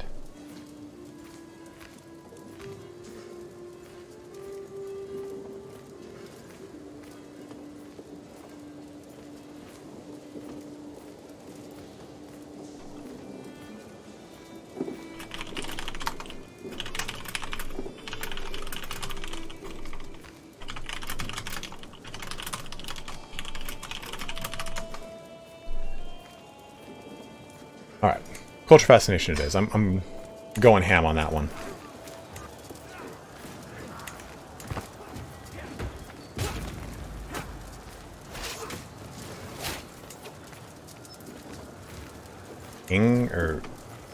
The Pope is dead.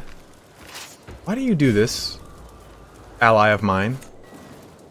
Whatever.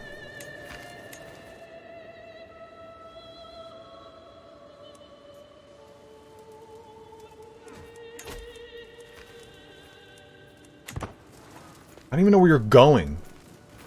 At least stay like somewhat close to the war targets. Ugh. Maybe he's trying to take stuff in the mountains, which I'll be honest though, that's not a terrible idea. Taking stuff in the mountains now will make it easier to take later, make it easier all around. Tax assessors was built, which is good.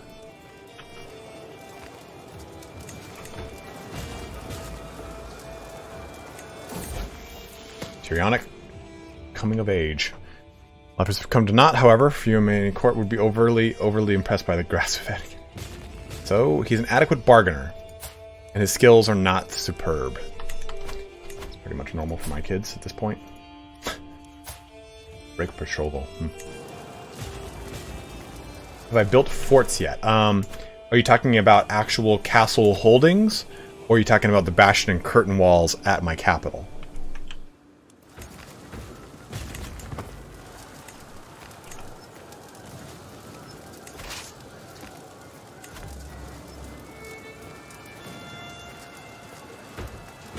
I wish I knew what you were doing, AI.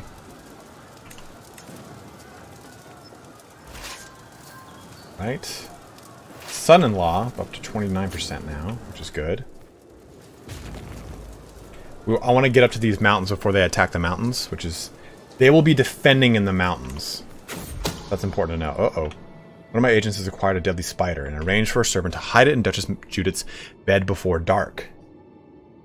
All they need is my go-ahead, and she will be as good as dead the moment the spider strikes.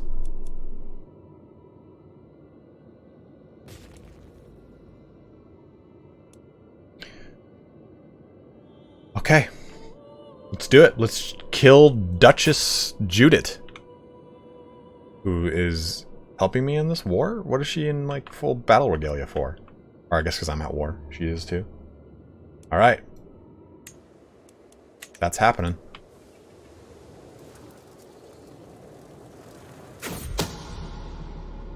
Duchess Judith is dead. By lethal bite of deadly spider, the spider struck not long after she retired to her chambers, and although guards were called, no one could do a thing to save her. Thankfully, spiders do not talk, so the attack cannot be traced back to me. My little friend has done its work well. The Byzantine Empire is in shambles down here, man. It's kind of... Uh-oh. This war is going to end soon.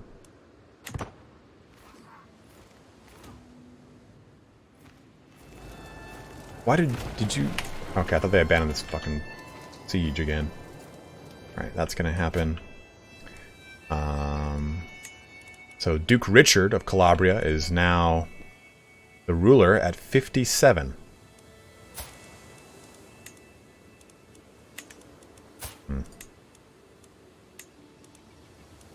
Time to fabricate a hook.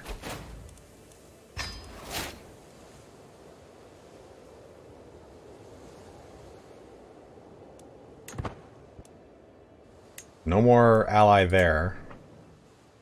unfortunately, but we still have a claim to Messenia, which is nice. So if I so wish,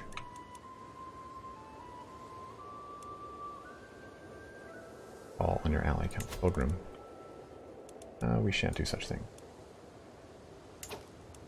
That was the other guy. We should at least have a claim here, or someone does.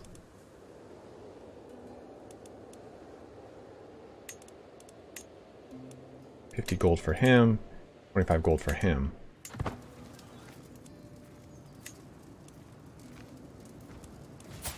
You are the Crypt Keeper, indeed.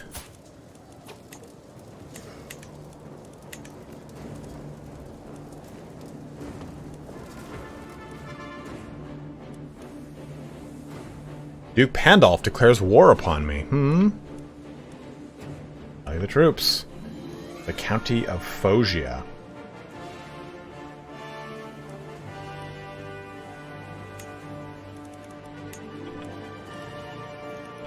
Well, if we can get this done quickly, we might be able to finish this war over here in the duchy.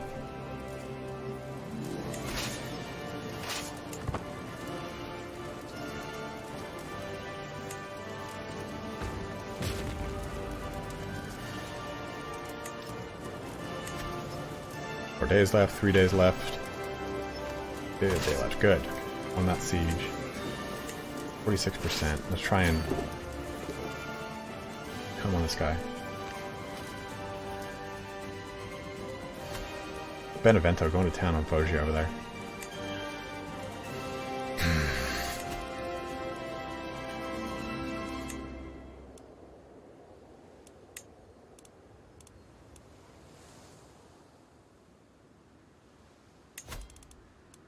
That didn't cost me any prestige, so I did that, so why not? This isn't either, so...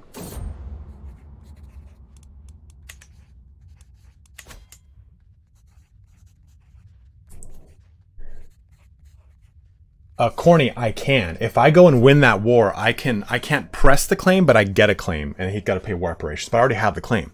All right, more than anything, my quest to be learned man is teaching me how much I do not yet know. What more, there must be so much knowledge that has been lost to the ages, as books fall apart or languages are forgotten. Perhaps I could contribute by making a new translation of one of my the classic works. Although, what would I even translate? Gain translating books. Okay, so +1. I might gain a learning perk lifestyle. Translating book. Okay, so lose 11 stress. Only cost prestige in an offensive war. That's good to know. I forgot that defensive did not give or gave me did not have to worry about it.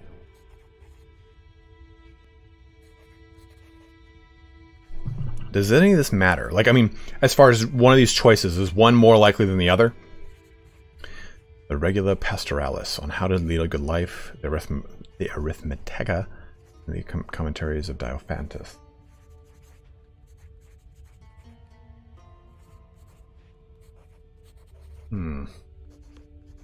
How to lead a good life. Arrogant, fickle, greedy, or maybe this is more in line with who I am.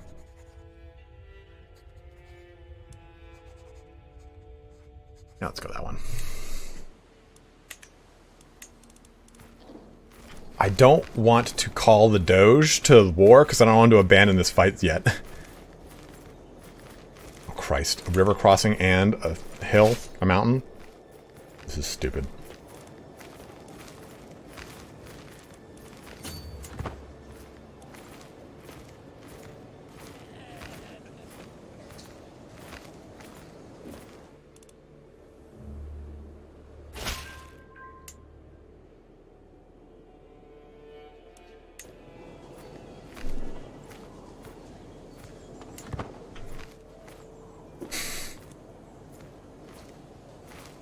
Do declare Miss Beauregard.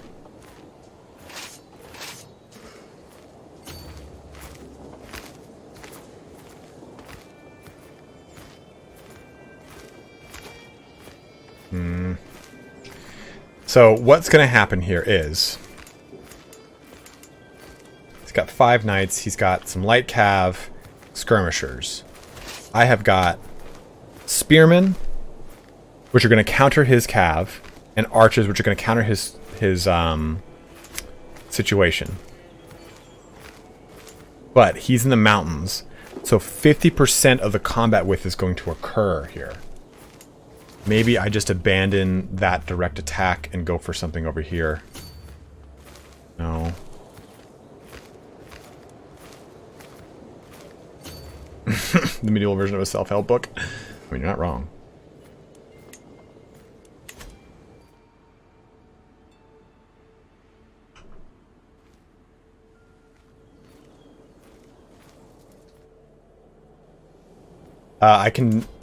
Oh yeah, there's his knights. Ooh, he's got a 1 real strong knight, and then 3 pretty decently... Do cav do well in mountains? No, cav do not. Good call. So... He's got 243 cav. If we look at this... Cav lose damage in mountains. Pikemen gain toughness in mountains, which I've got. Light footmen don't get any benefits. Bowmen don't get any benefits. These things are siege weapons, so it doesn't matter.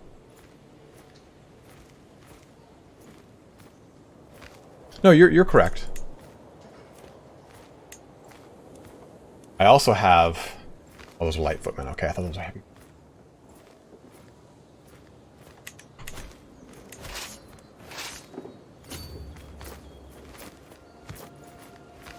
Let's do it. Let's see how it goes.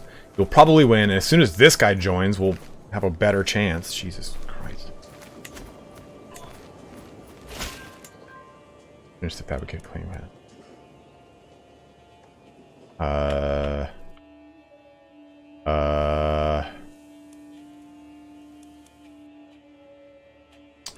I'd say we hold off on this because I don't want to drop into debt right now. Where are you going? We're already locked into it. We can't do anything about it now. Alright. Oh no! Count Ionis just destroyed us. Okay, we gotta get a new guy in here. New Marshal. Duke Richard of Clopical. Always the people we want to kill have to take over. I hate it. Now we don't have a commander there.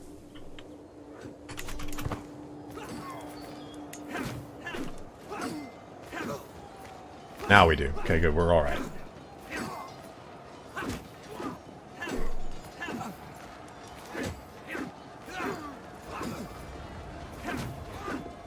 Ionis is a beast, dude.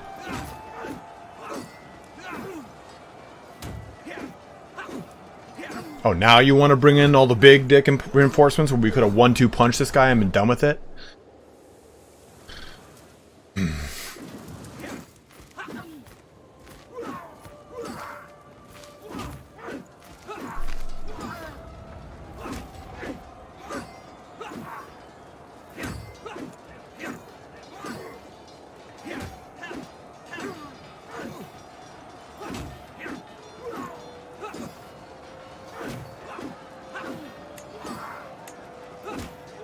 Killed Gabriella. Hacking her apart. Just maimed the enemy commander. Ooh. Our Knight Lord wounded Kismir. Good. Our Knight Duke Helen killed Kismir. Nice.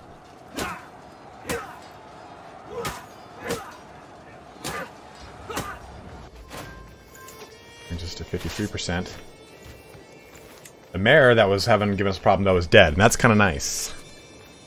Kind of nice. Enemy combatants captured. Duchess Philippa, the wife of the Dew. So now we have the Doe. I'm not really sure how you pronounce it too. She's kind of beat up, not gonna lie, guys. Excellent. I read mathematics, but this is the third set. Ah, thank you, Sean.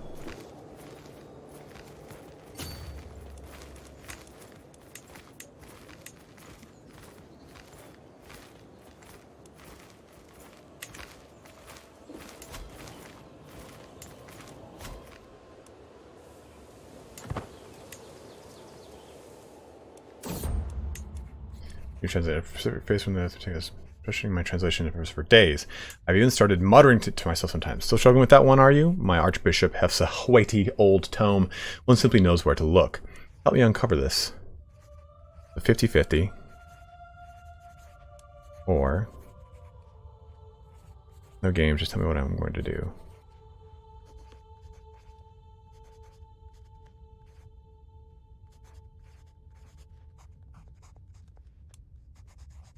Go with that.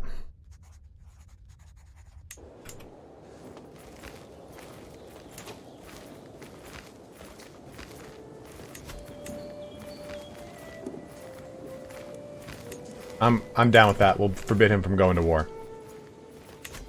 Although, no, we won't forbid him from going to war. You wanna know why? Because if he dies, then the succession passes to me, which is important. But I agree with you otherwise, Border Collie.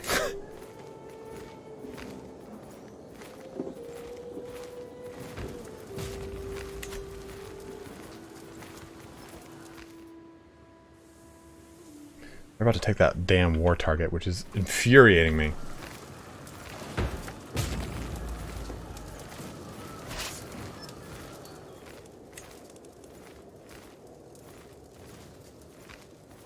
He's commanding another army. There's no other armies to command.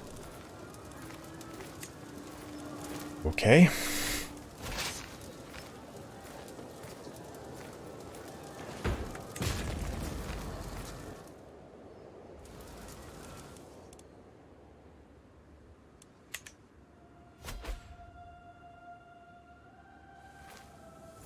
Oh, don't worry. We're going to come back for that guy real hard like. He's leading the defense of a siege. Let me guess. Was he captured? No.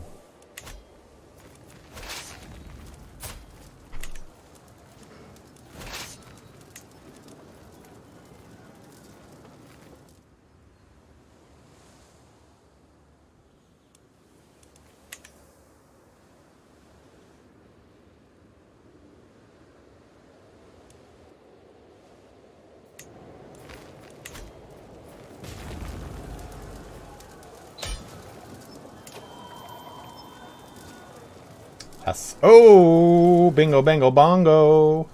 Do palace replace it in the Holy War for... Okay, so I can now push this.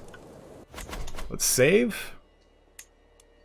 We got a pretty good little come up here, guys, and we're gonna go smash out Benevento after this. But let's go with some prisoners. Oh, so this war score is from these prisoners. We have a captured heir. Nope, we're enforcing these demands. How far away till we have this taken? 12 days? See something. Alright. Now we'll enforce the demands. I wanted to get a little quick little little bit of money there. Enforce these demands.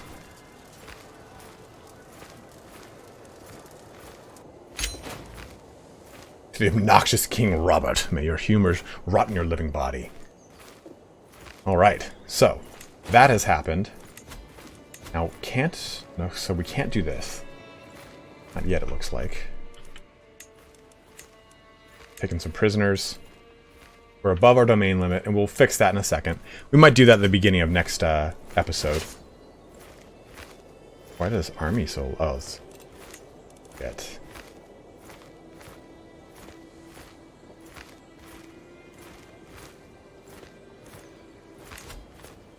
This, please.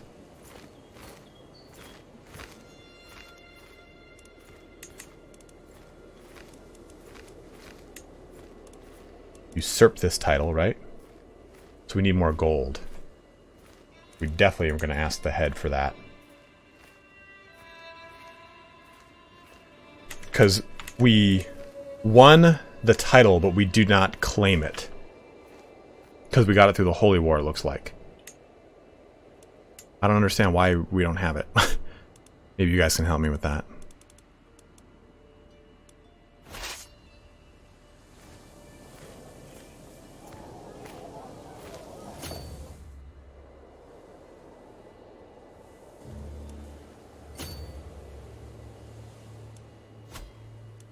So we own this portion of land now.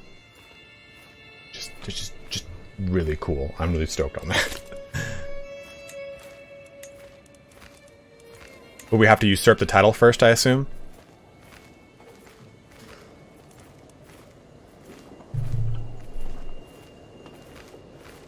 You took the duchy and inherited the counts. So, in order to get the title itself, though, we need to usurp the title, right?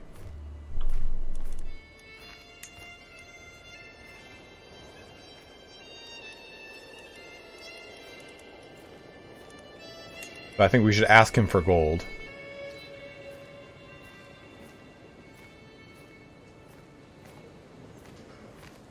It's gonna cost money towards our what's it called? But I think we need to do this so we can get this duchy title. It won't let me create it, it says. Oh yeah, man, we should probably end it. I think that's what we'll do. We'll save here. And we'll begin our next stream tomorrow by creating usurping the duchy title and finishing off this little war with Benevento. But dude, that's pretty cool. We got a little foothold here now in the kingdom. Oh, we can push down. Oh, this is so yes. Getting into that Greek land, getting into that Greek butter. So let me go ahead and roll some credits here. Let's go through some thank yous and everything. Man, it is 2:30. Damn.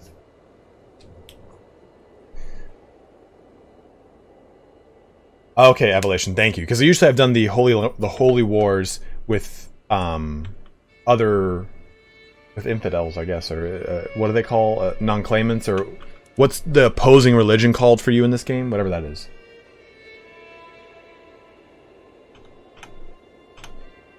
Okay, so let's take a look at some thank yous we got to give out here.